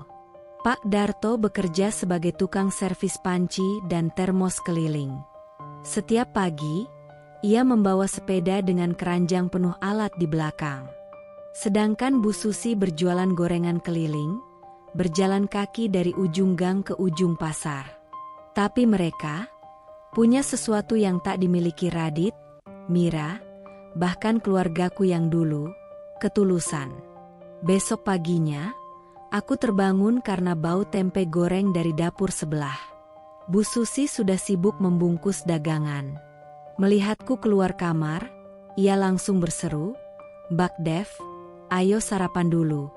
Ini teh manis, masih anget." Aku tersenyum canggung. Saya malu, Bu. Tuh anak baru, malu-malu. Dengar ya, kita ini tetangga. Di sini, nggak ada istilah siapa bantu siapa. Kita semua saling gotong royong. Pak Darto mengangguk. Rejeki itu berputar. Hari ini kami bantu, besok mungkin gantian. Aku duduk bersama mereka di tikar lusuh yang sudah banyak tambalan. Makan sepiring nasi, gorengan, dan sambal terasi buatan Bu Susi. Rasa makanannya sederhana, tapi rasanya jauh lebih hangat dari makan malam di restoran mahal yang dulu sering kujalani bersama Radit. Hari-hari berikutnya, mereka tak pernah berhenti membantu. Kadang Bu Susi datang membawakan pisang goreng untuk dijual di warung seruni. Kadang Pak Darto memperbaiki gagang wajan yang patah. Dan saat aku pulang larut malam dari pasar, mereka menungguku hanya untuk memastikan aku selamat. Dunia ini nggak selalu jahat, Devina, kata Bu Susi suatu malam saat kami duduk di bangku kayu depan kontrakan. Kadang Tuhan ngasih luka dulu, biar kamu tahu siapa yang benar-benar peluk kamu waktu kamu jatuh. Aku mengangguk, air mata menggenang lagi. Bukan karena sedih, tapi karena di tengah semua kehilangan yang kurasakan, Tuhan masih memberiku dua orang asing yang mencintaiku seperti anak sendiri. Suatu malam, saat listrik padam karena korsleting, kami semua di kontrakan berkumpul di halaman kecil. Bu Susi membuat wedang jahe, Pak Darto memetik gitar tua, dan anak-anak kontrakan bermain tebak-tebakan lucu. Aku duduk di samping mereka, mengamati, menyerap semua. Di tengah kegelapan dan peluh, aku merasa diterima. Dan malam itu, aku menulis catatan kecil di ponselku. Kadang, rumah bukan tentang tembok dan atap, tapi tentang siapa yang menyambutmu saat kamu pulang dengan luka. Bu Susi dan Pak Darto bukan keluargaku secara darah. Tapi pelukan mereka lebih menyembuhkan dari 1000 kata maaf yang tak pernah datang dari orang yang kucintai. Hubunganku dengan mereka tak pernah didasari pamrih. Tapi satu hal yang tak pernah ku tahu, ternyata kehadiranku juga berarti untuk mereka. Suatu hari, Bu Susi berkata, "Sejak Mbak Dev datang, kontrakan ini jadi hidup lagi. Biasanya kami cuma diam. Tapi sekarang ramai. Ada tawa. Ada cerita. Kita semua kayak punya anak perempuan baru." Aku memeluknya. Aku, yang dulu dipanggil beban keluarga, kini dipanggil anak oleh orang yang bahkan tak mengenalku sebelumnya. Aku tak pernah punya mimpi muluk-muluk soal viral. Saat pertama kali membuka warung seruni, tujuanku hanya satu, bisa menyambung hidup. Bisa membiayai Naila sekolah. Bisa beli beras tanpa harus menengok dompet 3 kali. Tapi rupanya Tuhan punya rencana lain. Dan, anehnya, semua berawal dari video iseng Danu. Hari itu, Danu datang ke warung dengan membawa tripod kecil dan ponselnya. "Mbak, aku mau bikin video ya. Iseng-iseng. Buat akun TikTokku." Aku menoleh sambil menggoreng ayam ungkep. "Video apaan?" "Behind the scene warung seruni. Kan banyak yang suka nonton masak-masak. Biar orang tahu perjuangan Mbak dari awal." Aku tertawa kecil. "Emang ada yang mau nonton emak-emak ngulek sambal?" "Justru itu, Mbak. Jujur dan sederhana itu yang bikin orang betah." Tanpa banyak pikir, Danu mulai merekam. Ia ambil gambar saat aku memasukkan ayam ke dalam minyak panas, saat aku menata bungkusan nasi di rak, bahkan saat aku menyapu lantai warung yang berdebu. Lalu, ia mengeditnya dengan lagu yang menyentuh. Ia beri judul, "Dulu dihina, sekarang buka warung. Ini kisah mbakku." Seminggu kemudian, aku bangun pagi dan menemukan lebih dari 200 pesan masuk di ponsel. Grup WhatsApp rame. Komentar di akun Instagram warungku mendadak penuh. Aku buka akun TikTok Danu. Videonya, yang hanya berdurasi 2 menit 15 detik, sudah ditonton lebih dari 3 juta kali. Komentarnya membuat air mataku kembali mengalir. "Masya Allah, tabarakallah." Aku ikut nangis. "Mbak, aku terinspirasi. Aku juga janda yang lagi bangkit." "Warungnya di mana? Aku pengen beli langsung." Aku terduduk di kursi warung. Jantungku berdegup keras. "Danu, ini kenapa bisa viral?" bisikku. Adikku tersenyum bangga. "Karena Mbak nggak pura-pura. Orang bisa ngerasain, yang masak pakai hati tuh beda rasanya." 3 hari kemudian, pembeli mulai berdatangan dari luar kota. Ada yang datang dari Bogor, ada yang dari Bekasi, bahkan satu rombongan dari Bandung sengaja ke warung hanya untuk mencoba ayam lengkuas viral. Seorang ibu paruh baya mendekatiku sambil menahan tangis. "Mbak Devina, saya ikuti kisahnya dari video itu. Saya juga pernah ditinggal suami. Tapi lihat Mbak bisa kuat, saya jadi punya semangat lagi." Aku memeluknya. Di tengah warung sempit itu, kami menangis berdua. Dikelilingi aroma rendang dan keramaian pelanggan. 3 minggu setelah video viral itu, kami kewalahan. Pesanan datang terus. Bahkan ada satu instansi kantor yang memesan 100 nasi bungkus untuk acara mereka. Danu mengusulkan satu hal, memperluas. "Gimana kalau kita buka cabang kecil di pasar satunya lagi?" "Mbak, aku udah survei tempat." Aku ragu. Tapi Danu meyakinkan. Akun TikTok udah 80.000 followers. Pelanggan makin loyal. Kita harus naik kelas. Mbak, jangan takut berkembang. Akhirnya, kami buka warung seruni 2 di Pasar Kertajaya. Bu Susi ikut bantu jaga lapak itu, sementara aku tetap di lokasi utama. Pak Darto merekrut 1 pemuda pengangguran dari gang kontrakan sebagai tukang antar. Roda mulai berputar lebih cepat. Namun, satu tantangan baru muncul, produksi. Kami tak bisa lagi masak semuanya dari dapur kontrakan kecil.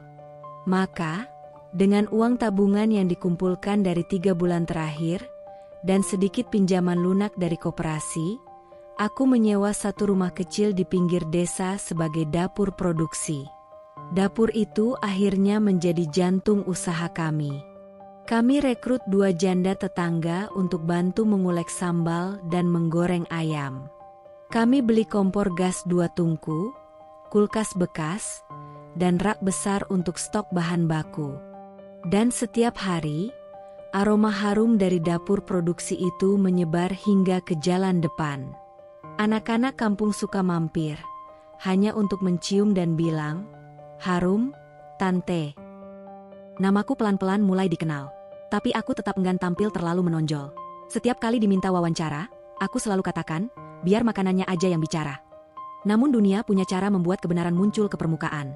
Suatu hari, seorang jurnalis muda dari kanal kuliner datang dan membuat liputan berjudul, "Warung Seruni, dari luka jadi rasa, dari air mata jadi cita rasa." Video itu makin meledak. Mira, Radit, dan dunia yang dulu mencemooh, mungkin mulai menyadari bahwa perempuan yang pernah mereka tinggalkan, kini berdiri lebih tinggi, meski tak perlu memijak siapapun. Bu Susi dan Pak Darto datang ke dapur produksi suatu sore, membawa tumpeng kecil. "Ini syukuran dari kami. Bu Dev udah jadi sumber rejeki buat banyak orang," kata Bu Susi sambil tersenyum. Aku tertawa, memeluk mereka. Kalau bukan karena pelukan Bu Susi malam pertama itu, mungkin saya nggak bakal bisa sampai sini. Pak Darto menepuk pundakku. "Kamulah orang yang pantas dapat panggung ini. Karena kamu bangkit, bukan dengan menjatuhkan, tapi dengan rasa, dan rasa hormat." Kini, setiap kali aku melihat etalase warung Seruni, dengan lauk-lauk berjejer rapi dan antrean pelanggan yang tak pernah sepi, aku tahu. Reputasi yang kubangun tak pakai uang, tapi pakai peluh, kejujuran, dan ketulusan. Dan saat melihat Danu mengatur jadwal produksi sambil sesekali menjawab pertanyaan netizen di TikTok, aku tak bisa menahan haru. Dulu aku diremehkan, dicampakan, dihina karena dianggap beban. Tapi kini, namaku disebut bukan karena sensasi, tapi karena rasa. Aku bukan lagi mantan istri Radit. Aku Devina, pemilik warung Seruni. Perempuan yang bangkit bukan untuk membalas, tapi untuk membuktikan bahwa harga diri tak bisa dirampas siapapun. Hari itu, warung Seruni sedang sibuk-sibuknya. 2 lokasi ramai, dapur produksi nyaris kehabisan stok sambal, dan Danu sedang sibuk menerima pesanan catering dari sebuah kantor di pusat kota. Aku, seperti biasa, berada di dapur. Berkeringat, tangan belepotan bumbu. Tapi hatiku senang. Hingga sebuah mobil hitam mengkilap berhenti tepat di depan dapur produksi kami. Dari dalamnya turun seorang pria muda. Pakai kemeja linen putih yang licin, celana bahan hitam yang tampak mahal, dan jam tangan berkilau yang harganya mungkin cukup untuk renovasi seluruh dapurku. Aku terdiam. Tak mengenalnya. Ia membuka kacamata hitam, menatap sekeliling, lalu melangkah mendekat. "Permisi, ini warung Seruni?" "Iya, benar," jawab Danu yang langsung menghampiri dari samping. Pria itu mengangguk. "Saya Zidan. Saya lihat video kalian viral di TikTok. Saya sedang mencari UMKM untuk dijadikan proyek inkubasi bisnis. Kebetulan saya punya modal." Danu melirikku. Aku mendekat, menyekat tangan dengan kain lap. "Selamat datang, Mas Zidan. Saya Devina." Zidan menatapku cepat, hanya sekilas. Lalu kembali menatap dapur. "Ini dapurnya? Kecil juga ya," komentarnya santai, tapi nadanya menusuk. Aku menahan diri. Memang belum besar, tapi cukup untuk produksi 500 porsi per hari. Zidan mengangguk-angguk, jelas menahan senyum sinis. Ia membuka iPad, mencatat sesuatu, lalu berkata tanpa memandang, "Saya ingin mencicipi semua menu andalan ibu." Aku menyuguhkan rendang, ayam lengkuas, sambal ijo, dan orek tempe. Semua diatur di atas piring putih biasa, bukan piring porselen atau batu alam seperti di restoran mahal. Zidan duduk di meja kayu sederhana kami. Sendoknya bergerak pelan. Awalnya ia makan tanpa ekspresi. Tapi saat suapan ketiga, alisnya mulai naik. Rendangnya lembut sekali. Bumbunya meresap, gumamnya. Ia beralih ke sambal ijo, lalu ayam goreng, lalu menatapku. "Siapa yang bikin resepnya?" Saya sendiri, jawabku, tenang. Ia meletakkan sendok. Kalau saya bilang, saya mau jadikan warung seruni brand nasional dengan sistem waralaba dan dukungan modal penuh. Ibu tertarik. Aku mengerutkan dahi. Terlalu cepat. Kenapa tiba-tiba berubah pikiran? Mas Zidan? Tadi bahkan sempat komentar, kecil juga ya dapurnya. Zidan terdiam sejenak, lalu tersenyum miring. Saya jujur, Bu Devina, saya sudah banyak keliling lihat UMKM. Tapi jarang saya temukan rasa yang bisa membungkam keangkuhan saya. Aku tersenyum, tetap berdiri tegak di depan meja. Maaf, Mas Zidan. Saya bukan orang yang mudah terpukau dengan tawaran besar. Saya pernah hidup dalam bayang-bayang nama suami yang katanya punya bisnis besar. Saya tahu rasanya digandeng karena potensi, tapi dilepas saat dirasa tak menguntungkan. Zidan menatapku dalam-dalam. Tak tersinggung. Justru sebaliknya, ia terlihat tertantang. Pertemuan itu tak langsung berujung kesepakatan. Tapi esoknya, Zidan datang lagi. Kali ini, tanpa kemeja licin. Hanya kaos dan jaket, serta kopi bungkus di tangannya. Saya pikir-pikir lagi, Bu, saya mau belajar. Bukan cuma investasi uang, tapi tenaga dan waktu. Saya tahu, saya mungkin terlihat angkuh. Tapi, saya kagum. Jujur. Aku menerima kopinya. Kagum saja belum cukup. Mas, di sini, semua orang kerja pakai hati. Zidan tertawa kecil. Kalau begitu, ajari saya kerja pakai hati, Bu Devina. Mulai hari itu, Zidan rajin datang ke dapur. Membantu memotong cabai, mencatat pengeluaran, bahkan ikut menyetir mobil saat ada pengantaran catering besar. Bu Susi sempat berbisik padaku, anak itu awalnya songong. Tapi sekarang kok kayaknya ketularan energi baik ya. Aku tertawa. Mungkin dia memang cuma belum pernah hidup dekat dapur. Pak Darto menimpali, dapur itu tempatnya orang jujur. Bu, nggak ada yang bisa pura-pura kalau udah ngulek sambal 5 kilo. 3 bulan berjalan. Zidan menyusun proposal ekspansi. Tapi kali ini, semua atas kendali warung seruni. Tak ada yang diambil alih. Tak ada yang diremehkan. Ia bahkan membuat pernyataan resmi, semua resep tetap milik Devina. Semua tenaga kerja lokal tetap diprioritaskan. Ia bahkan berkata di depan semua karyawan. Saya mungkin punya modal, tapi Ibu Devina punya nilai. Dan itu lebih mahal dari uang manapun. Suatu malam, aku dan Zidan duduk di teras dapur sambil minum teh. Bu Devina, katanya pelan. Boleh jujur? Silakan. Dulu waktu saya datang ke sini, saya kira saya sedang melihat mantan istri orang sukses yang beruntung karena viral. Tapi ternyata, saya melihat perempuan yang membangun kejayaan dari reruntuhan. Sendiri. Dengan peluh. Dengan keteguhan. Aku terdiam. Zidan menatap langit. Dan itu membuat saya malu pernah meremehkan. Aku menepuk pundaknya pelan. Yang penting, sekarang kamu melihat saya utuh. Bukan hanya dari cerita masa lalu. Kini, warung seruni bersiap membuka cabang keempat. Dapur produksi diperluas. Sistem inventaris mulai digital. Tapi yang paling membahagiakan, bukan angka penjualan. Melainkan fakta bahwa aku bisa berdiri sebagai aku sendiri. Devina. Bukan bayang-bayang siapa-siapa. Dan Zidan, ia bukan lagi sekadar investor. Tapi bagian dari keluarga baru yang Tuhan kirimkan, setelah sebelumnya semua orang pergi meninggalkan. Pagi itu, aku sedang mengaduk sambal ijo di dapur produksi saat Danu berlari masuk dengan napas terengah. Mbak, kamu harus lihat ini. Aku mengernyit. Kenapa? Ada kebakaran? Bukan. Radit dan Mira, mereka lagi viral. Tapi bukan karena nikahan mereka. Bukan karena startup itu. Tapi karena mereka kena kasus pajak. Aku menoleh, sendok di tanganku berhenti bergerak. Danu mengeluarkan ponselnya, memperlihatkan berita yang sedang trending di Twitter dan media online. Skandal penipuan pajak. Startup ternama milik Raditya F. Mira S. diduga rugikan negara miliaran rupiah. Sumber internal menyebutkan adanya penggelembungan dana operasional dan pelaporan fiktif di laporan keuangan perusahaan mereka sejak 2 tahun terakhir. Kasus ini mencuat setelah audit BPK menemukan kejanggalan besar dalam pajak tahunan mereka. Aku terdiam.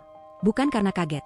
Sejujurnya, aku sudah lama menduga ada sesuatu yang tidak bersih dalam cara Mira dan Radit mengelola bisnis. Tapi bukan juga karena senang. Aku tak punya ruang dalam hati ini untuk menikmati kehancuran orang lain. Bahkan Radit. Namun, sorot kamera kini mulai kembali ke arahku. Sore itu, saat aku selesai wawancara dengan media lokal tentang perkembangan warung seruni, seorang reporter muda menyela sambil bertanya. Bu Devina, kami tahu ini di luar topik. Tapi Anda mantan istri Raditya F.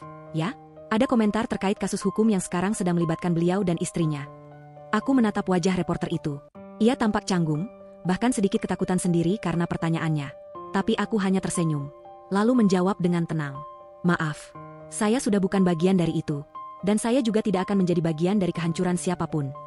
Reporter itu tercengang. Begitu pula kru kameranya. Besoknya, potongan jawabanku itu tersebar luas. Bahkan menjadi meme. Saya bukan bagian dari itu. Elegan sekali jawabannya. Luar biasa. Kelasnya beda, Bu Devina, dulu dicampakan, sekarang malah jadi simbol ketenangan. Namaku kembali muncul di berita, tapi kali ini dengan narasi berbeda. Bukan istri mantan pengusaha, bukan perempuan yang ditinggalkan. Melainkan, pengusaha UMKM perempuan yang tetap elegan meski masa lalunya sedang terseret badai. Zidan menemuiku di kantor dapur produksi sore itu. Ia duduk, meletakkan laptopnya, dan menatapku serius. Bu Dev, kamu tahu nggak? Banyak perusahaan sekarang mendekati kita buat kolaborasi. Bahkan salah satu brand frozen food besar nanya, apa ibu mau bikin produk kemasan? Aku tertawa kecil. Mereka serius? Sangat. Dan semua karena jawaban ibu kemarin. Karena sikap ibu. Dunia bisnis sekarang haus sama integritas, bukan cuma sensasi. Aku menarik napas dalam. Sungguh. Tuhan punya cara yang paling ajaib untuk membalas luka. Bukan dengan darah, tapi dengan dignity. Tapi di balik semua sorotan media dan pujian, aku tetap manusia biasa. Malam harinya, aku membuka akun Instagram lama yang dulu pernah kupakai saat masih bersama Radit. Iseng. Dan di sana, aku menemukan sesuatu yang membuatku terdiam lama. Radit mengunggah foto hitam putih. Captionnya hanya 2 kalimat. Kalau waktu bisa diputar, aku ingin memperbaiki semuanya. Maaf, Dev. Lalu aku membaca komentar orang-orang. Kok baru nyadar sekarang, bro? Waktu dia jualan di pasar, lo ke Bali. Sekarang lo kena pajak, baru nyari simpati. Bu Devina yang menang elegan. Aku memandangi layar itu lama. Tak tahu harus tertawa atau menangis. Bukan karena aku masih mencintainya, tapi karena aku sudah benar-benar tidak membencinya. Dan mungkin, disitulah kemenangan sebenarnya berada. Esoknya, Naila menelepon. "Ma, teman-teman di sekolah pada bilang ayah masuk berita."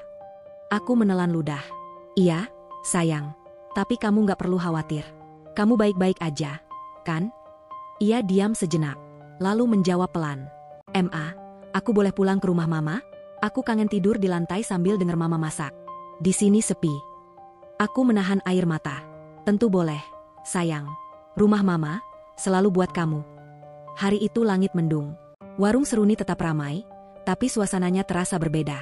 Entah mengapa, hatiku gelisah sejak pagi. Dan seperti firasat yang menjadi nyata, sore harinya, aku mendengar suara motor berhenti tepat di depan dapur produksi. Aku keluar perlahan. Dan di sana, berdiri seseorang yang tak pernah kuduga akan datang lagi ke hidupku. Bu Ratna. Ibu mertuaku, atau lebih tepatnya, mantan ibu mertuaku, berdiri dengan payung di tangan, wajahnya lebih tua dari terakhir kali aku melihatnya. Matanya sayu, langkahnya gontai. Dan bukan hanya tubuhnya yang berubah, tapi juga caranya menatapku. Tak ada lagi sorot merendahkan. Tak ada lagi gaya angkuh. "Aku boleh bicara, Dev?" Aku terdiam sejenak, lalu mengangguk. "Masuklah, Bu." Kami duduk di ruang belakang. Di depannya kubuatkan teh jahe, seperti yang dulu sering kusediakan setiap pagi sebelum Radit pergi kerja. Tapi kini, suasana benar-benar berbeda. Bu Ratna memegang cangkir itu lama. Lalu, tiba-tiba menangis. Air matanya mengalir begitu saja. Tanpa suara. Tanpa drama. Tapi cukup untuk membuat hatiku mengencang. "Maafkan ibu, Dev," ucapnya dengan suara yang nyaris seperti bisikan. Aku menatapnya diam. "Ibu, datang bukan untuk membela diri. Tapi ibu, mohon bantu Radit." Aku mengerutkan dahi. "Bantu apa, Bu?" Ia hampir ditahan. Mira kabur. Dia tinggalkan Radit sendiri mengurus semua dokumen keuangan perusahaan itu. Semuanya atas nama Radit. Dia stres, Dev. Dia mulai bicara sendiri. Bahkan sempat coba melukai diri. Aku memejamkan mata. Perasaan yang campur aduk memenuhi dada. Ini lelaki yang dulu menyuruhku keluar dari rumah. Lelaki yang membiarkanku menjual perhiasan untuk sekolah anaknya, sementara ia merencanakan liburan ke Bali dengan Mira. Lelaki yang menandatangani pengalihan aset atas namaku, dengan amarah dan ancaman. Dan sekarang, ibunya datang. Memohon. "Ibu dari dulu memang gak pernah setuju aku jadi bagian dari keluarga kalian," kataku pelan. Bu Ratna mengangguk, tangisnya makin deras. "Ibu bodoh, Dev. Ibu buta. Ibu pikir kamu cuma numpang nama. Tapi justru setelah kamu pergi, baru terasa.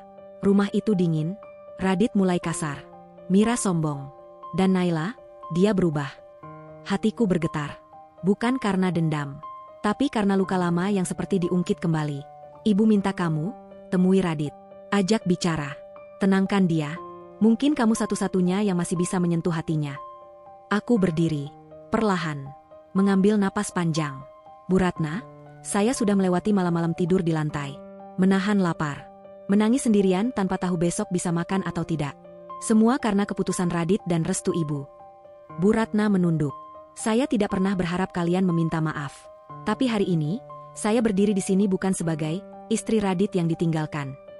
Saya adalah Devina, ibu dari Naila, pemilik warung seruni, dan perempuan yang membangun dirinya dari nol. Bu Ratna masih diam.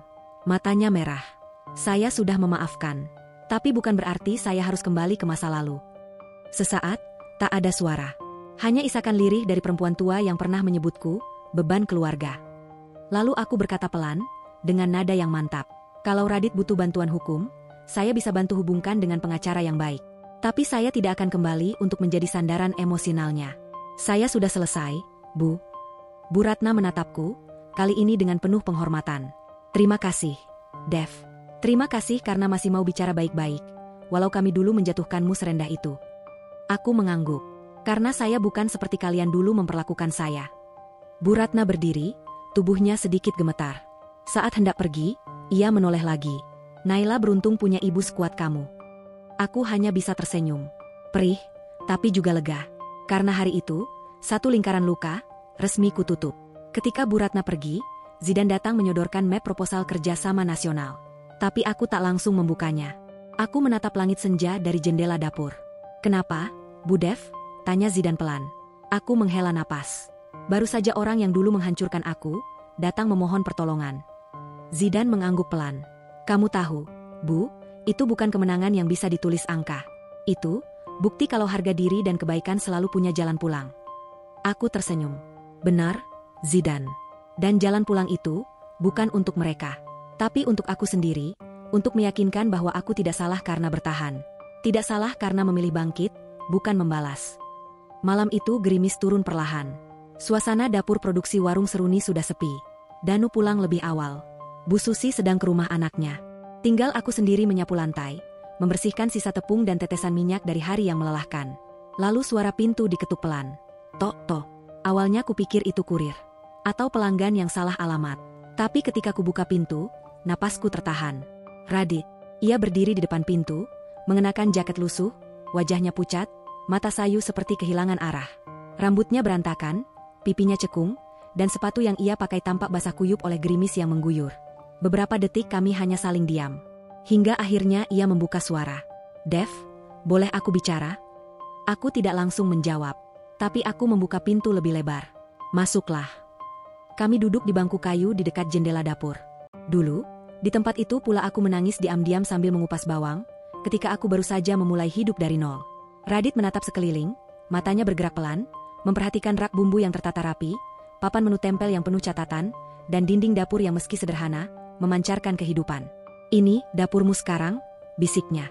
Aku mengangguk. Rumahku sekarang. Ia menghela napas dalam. Tangannya gemetar di atas pangkuan. Devina, aku datang bukan untuk membela diri. Aku tahu aku salah. Aku kejebak ambisi. Aku pikir, dengan menyingkirkanmu, hidupku akan lebih ringan, lebih cepat naik. Aku diam. Tak menimpali.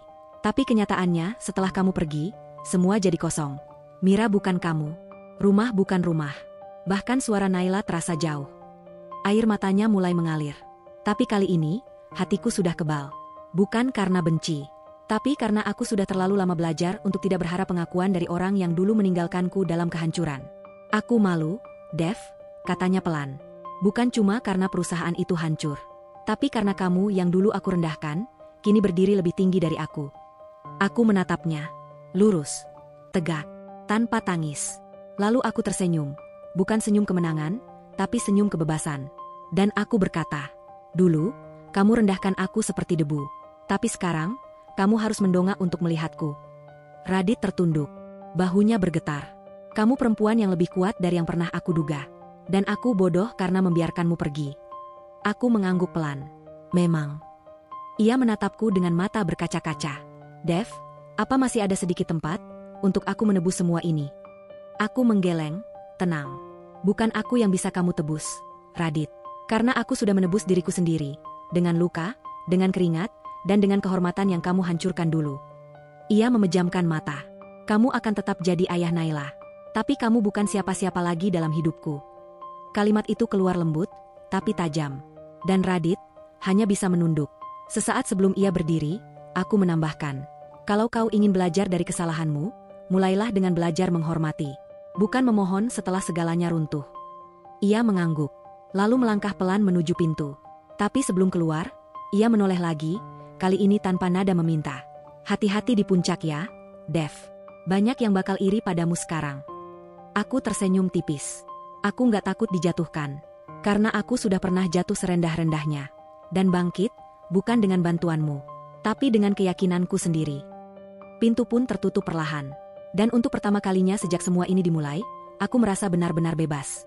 Malam itu aku menulis di buku kecilku, buku yang dulu kubeli dari sisa uang kembalian beli sayur. Kadang Tuhan tidak membalas luka kita dengan cara yang kita harapkan, tapi dengan cara yang membuat kita lebih kuat dari siapapun yang pernah menyakiti kita. Aku pikir aku sudah selesai dengan Radit. Sudah selesai dengan luka, dengan masa lalu, dengan semua pengkhianatan. Tapi ternyata belum. Beberapa minggu setelah kunjungannya yang terakhir itu, aku menerima surat panggilan dari pengadilan. Gugatan pengalihan saham dan aset oleh pihak mantan suami. Aku membaca berulang kali. Tak percaya. Bukankah dia sudah cukup merampas banyak dariku? Bukankah dia sudah menghancurkan hidupku satu kali? Kini, dalam keadaan terpojok, dia justru ingin mengamankan semua sisa kekayaannya dari kemungkinan dibekukan negara dengan cara mencabut kembali pengalihan aset yang dulu ia paksa aku tanda tangani. Dan ironisnya, ia justru ingin menghapus namaku sepenuhnya dari bisnis pertama yang dulu kami rintis bersama. Aku duduk tenang di depan pengacaraku, Bu Ratih, seorang perempuan muda yang cerdas dan tegas. Bu Devina, kita punya peluang menang. Tapi kita butuh bukti bahwa kamu ikut membangun bisnis itu dari awal. Bukti tertulis, bukti transaksi, bukti peran kamu. Apa ada? Aku mengangguk pelan. Bukan hanya ada, tapi aku sudah menyimpannya sejak lama. Diam-diam. Malam itu, aku membuka kotak kecil di pojok lemari kamarku. Kotak itu berdebu, isinya hanya sedikit, tapi menyimpan harga dari masa lalu yang ingin kuhapus, tapi tetap kujaga. Ada nota-nota pembelian bahan baku awal tahun 2016. Ada transfer dari rekeningku pribadi untuk menyewa kios kecil di pasar. Ada foto-foto saat kami berjualan pertama kali, aku masih pakai daster, sedang melayani pembeli. Dan yang paling penting, ada rekaman suara. Rekaman dari tahun 2017, saat Radit sendiri berkata, "Uang jual motornya ayah kamu itu penyelamat banget, Dev. Tanpa itu, aku nggak bisa buka toko ini." Aku gemetar mendengarnya kembali. Tapi kini, bukan karena sedih. Tapi karena kemenangan ini bukan akan lahir dari amarah, tapi dari kesabaran yang diam-diam menyimpan bukti. Hari sidang tiba. Radit datang dengan pengacara dan setelan abu-abu yang tak lagi tampak gagah. Tubuhnya makin kurus, matanya lesu, tapi tetap saja, ia bersikeras mengklaim. Perusahaan awal saya dirikan dengan usaha sendiri. Tidak ada bukti sah kontribusi finansial dari mantan istri. Bu Ratih berdiri, tenang, tegas. Kami punya bukti transaksi pribadi atas nama klien kami. Punya bukti nota awal, serta satu rekaman suara yang akan diputar dengan izin majelis hakim. Hakim mengangguk. Dan saat rekaman itu diputar, ruang sidang hening. Uang jual motor ayah kamu itu penyelamat banget, Dev. Aku menatap Radit dari kursi. Ia memalingkan wajah. Pucat. Pengacaranya terdiam. Tak ada yang bisa dibantah. Semuanya terang. Semuanya sah. 2 minggu kemudian, sidang keputusan. Hakim membacakan. Memutuskan bahwa Devina, sebagai pihak yang ikut mendirikan usaha awal, berhak atas 35% saham dari entitas awal yang didaftarkan, serta hak royalti nama brand yang digunakan hingga 2019. Aku menutup mata sejenak, menggenggam tangan Bu Ratih erat-erat. Bukan karena jumlah sahamnya, tapi karena untuk pertama kalinya, pengadilan mengakui bahwa aku bukan bayang-bayang. Aku adalah fondasi. Aku adalah bagian dari keberhasilan yang dulu mereka klaim milik pribadi. Sore harinya, aku duduk di teras kantor warung Seruni. Danu membawa martabak, Zidan membawakanku teh. "Gimana rasanya, Mbak?" tanya Danu. Aku tersenyum. Rasanya, bukan seperti menang, tapi seperti kembali mendapatkan sesuatu yang memang milikku dari awal. Zidan ikut menimpali, dan kamu dapatkannya bukan dengan drama, tapi dengan bukti dan kepala tegak. Itu baru kemenangan. Aku mengangguk pelan. Mungkin benar kata orang bijak, balas dendam terbaik adalah ketika kita membuktikan bahwa kita tidak hancur, dan kita tetap tahu cara berjuang dengan bermartabat.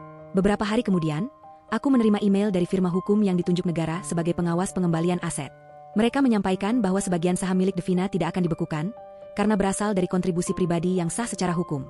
Artinya, aku tidak hanya mendapatkan kembali martabatku, tapi juga jaminan masa depan Naila. Hari itu, aku berdiri di balik panggung besar di sebuah ballroom hotel bintang 5. Ruangan penuh dengan perempuan-perempuan dari berbagai penjuru negeri. Pengusaha kecil, aktivis, ibu rumah tangga, perempuan muda yang haus inspirasi.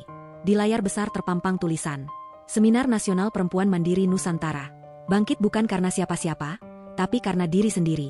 Dan di bawahnya, narasumber utama, Devina A. Prameswari, founder Naila Foods, ex-istri pebisnis ternama yang kini berdiri sendiri. Aku menarik napas panjang. Dulu, nama belakangku selalu dibaca bersambung dengan nama laki-laki yang pernah kucintai. Tapi hari ini, nama itu berdiri sendiri, tegak, dikelilingi sorotan lampu. Diundang bukan karena gosip, tapi karena perjuangan. Seseorang dari panitia menghampiri. Bu Devina, giliran ibu sebentar lagi. Mohon bersiap. Aku tersenyum dan mengangguk. Beberapa meter dari panggung, aku melihat barisan tamu VIP. Wajah-wajah familiar duduk di sana. Bu Ratna, mantan ibu mertuaku, duduk di baris kedua. Tak mengajak bicara siapa-siapa. Menunduk saat kami saling tatap. Di belakangnya, seorang wanita berkacamata yang dulu menjadi teman arisan tapi pernah berkata lirih di belakangku, Devina cuma menumpang sukses Radit. Dan lebih mengejutkan lagi, di pojok belakang ruangan, berdiri Mira, dengan blazer merah terang, tak lagi sombong seperti dulu. Rambutnya pendek, ekspresinya datar. Lucu. Dulu mereka yang paling keras menyuruhku diam. Sekarang mereka menunggu giliran untuk mendengarkan aku bicara. MC memanggilku dengan semangat. Hadirin sekalian, beri tepuk tangan yang meriah untuk Ibu Devina Prameswari. Aku melangkah naik ke panggung. Sepatuku berbunyi pelan di atas karpet merah. Lampu sorot menyorot wajahku. Jantungku berdetak kencang, tapi langkahku mantap, tepuk tangan menggema. Beberapa orang berdiri. Di layar besar, terpampang foto-foto perjalananku. Aku di warung kecil belakang terminal. Aku sedang mengaduk sambal di dapur produksi pertama. Foto aku dan Naila tertawa di depan ruko. Lalu, sebuah foto dengan tulisan. Dari debu dijadikan berlian, perempuan tak butuh gelar istri untuk berharga. Aku mulai bicara. Suaraku tenang. Mataku menyapu ruangan. Beberapa tahun lalu, saya tidur di lantai kontrakan sempit. Dengan satu panci nasi, satu kompor kecil, dan anak perempuan yang bertanya, "Ma, besok kita makan apa?" Dan saya tidak punya jawaban. Bukan karena saya tak mampu masak, tapi karena saya tak lagi punya siapa-siapa. Saya ditinggalkan, diusir, dianggap beban. Tapi hari ini, saya berdiri di sini, bukan untuk menyalahkan siapapun. Saya di sini untuk menunjukkan, kita, perempuan, bisa bangkit dari apapun. Bahkan dari reruntuhan yang orang lain tinggalkan begitu saja. Tepuk tangan bergemuruh. Aku melanjutkan dengan kisah-kisah kecil, tentang menjual lauk di pasar, tentang bertemu Bu Susi dan Pak Darto, tentang Danu yang menyewakan ruko dengan uangnya sendiri, dan tentang Naila yang menjadi alasan aku tetap waras ketika dunia terasa menghancurkan. Dulu, saya pernah diremehkan hanya karena tidak punya gelar. Tapi hidup telah mengajari saya satu hal penting. Harga diri tidak ditentukan status, tapi ditentukan oleh cara kita berdiri setelah jatuh. Beberapa peserta mulai menitikkan air mata. Mata Bu Ratna juga terlihat berkaca-kaca. Mira menunduk. Dan wanita berkacamata itu, yang dulu menyindirku di arisan, menatapku kagum dan diam-diam menyalakan kamera ponselnya untuk merekam. Setelah 1 jam berbicara, aku menutup dengan kalimat yang bahkan membuatku sendiri tercekat. Saya tidak ingin balas dendam. Saya hanya ingin hidup saya bersinar begitu terang. Hingga mereka yang pernah meninggalkan saya, menyadari bahwa saya adalah cahaya yang pernah mereka padamkan.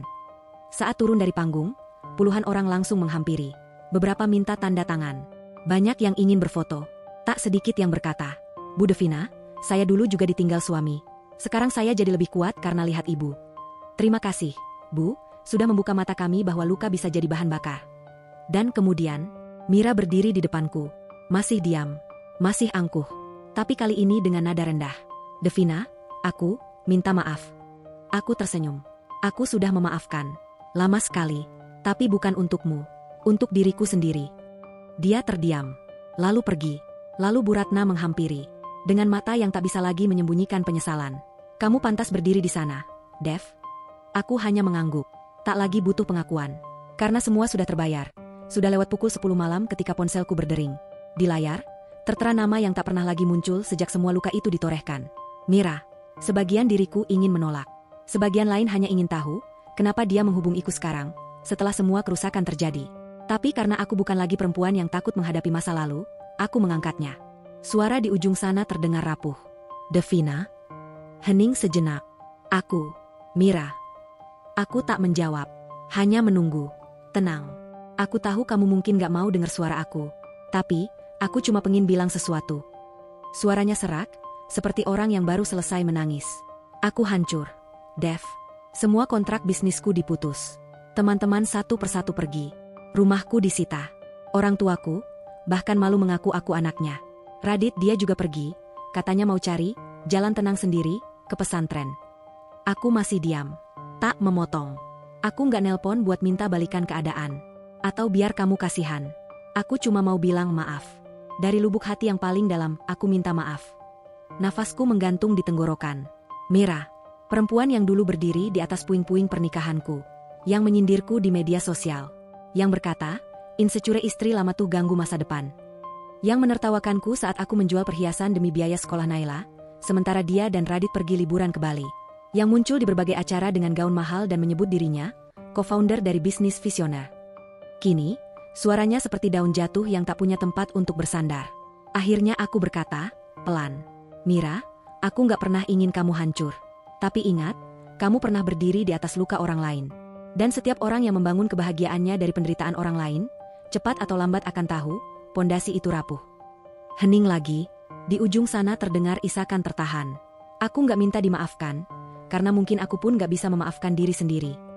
Aku menarik napas panjang, lalu menjawab, "Kalau kamu memang benar-benar menyesal, jangan cari pengampunan dari aku, tapi dari hidup yang pernah kamu rusak.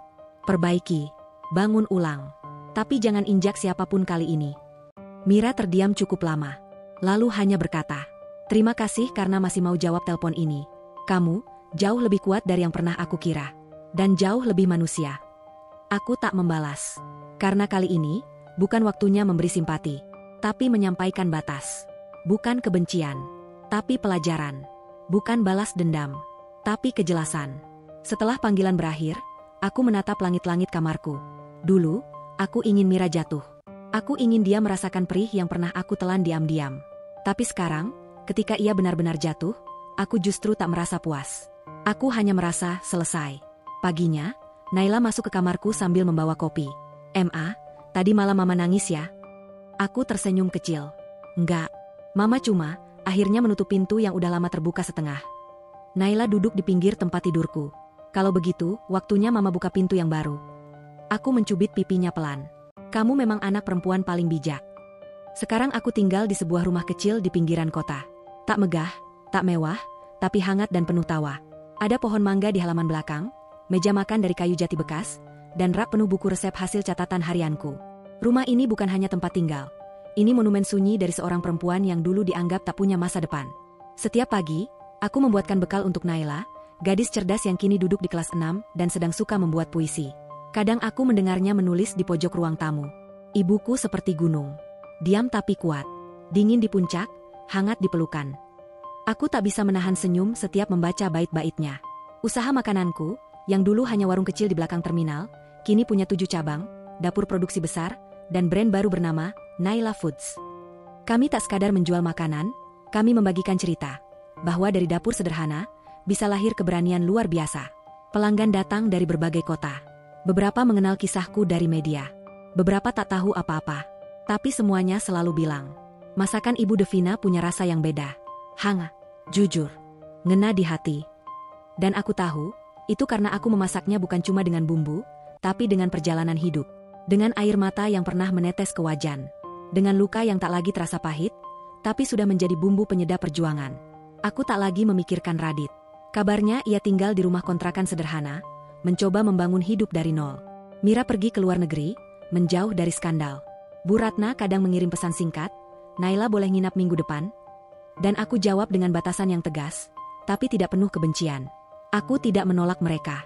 Tapi aku juga tidak membuka pintu selebar dulu. Karena sebuah hati yang sudah dijahit ulang tak boleh dipaksa robek lagi. Sesekali, aku muncul sebagai narasumber di seminar, talk show, atau undangan kampus. Di sana, aku tak berbagi kisah penuh dendam, tapi kisah penuh pilihan. Karena memang pada akhirnya, hidup bukan tentang siapa yang menyakiti kita, tapi tentang siapa yang tetap memilih berjalan walau disakiti. Di suatu seminar, setelah selesai, seorang wanita muda datang padaku. Wajahnya mirip diriku 10 tahun lalu. Pucat, bingung, letih. "Ibu Devina," katanya gugup. "Saya ditinggal suami. Dengan 2 anak. Saya nggak punya siapa-siapa." Aku menatap matanya, lalu menggenggam tangannya erat. "Kalau begitu, kamu sudah punya 1 orang. Dirimu sendiri. Dan itu cukup untuk mulai lagi." Dia menangis. Dan aku memeluknya. Karena aku tahu rasa itu. Rasa ditinggal. Diremehkan. Tapi aku juga tahu rasa bangkit. Dan aku tahu, siapapun bisa sampai di sini, asal tidak berhenti di sana. Dulu, aku sering bertanya pada Tuhan, "Kenapa aku? Tuhan, kenapa hidupku hancur begini?" Kini aku tahu jawabannya. Karena aku perlu hancur, untuk belajar membangun dari reruntuhan. Agar saat aku berdiri, aku tak hanya tinggi, tapi juga mengakar kuat. Kini, jika ada yang bertanya siapa aku tak akan menyebut diriku korban. Aku juga bukan pahlawan. Aku hanya perempuan biasa, yang pernah dikhianati, direndahkan, dikorbankan. Tapi tak pernah berhenti berjalan. Dan karena itu, aku menang. Aku bukan perempuan sempurna. Tapi aku tahu rasanya dihina, dijatuhkan, lalu bangkit dengan kepala tegak. Kalian pernah merendahkanku, tapi hari ini, kalian belajar dari perempuan yang kalian rendahkan. Hari Minggu sore, Naila memintaku duduk di ruang tengah. "Ma, aku bikin video buat sekolah, tentang orang yang paling menginspirasiku." Aku tertawa. "Siapa tuh?" Dia membuka laptop, memutar videonya. Di layar, ada gambar kami di dapur, aku sedang memasak, dia mencatat. Ada musik pelan. Ada suara Naila, berkata, "Ibuku tidak pakai jubah. Tapi ia menyelamatkanku setiap hari. Ibuku tidak terbang. Tapi ia membawaku tinggi dengan cerita hidupnya. Ibuku bukan superwoman. Tapi ia adalah bukti bahwa perempuan bisa apa saja." Aku menangis. Kali ini bukan karena sakit. Tapi karena akhirnya, seluruh perjuanganku dipahami oleh orang yang paling berhak memahaminya. Anakku.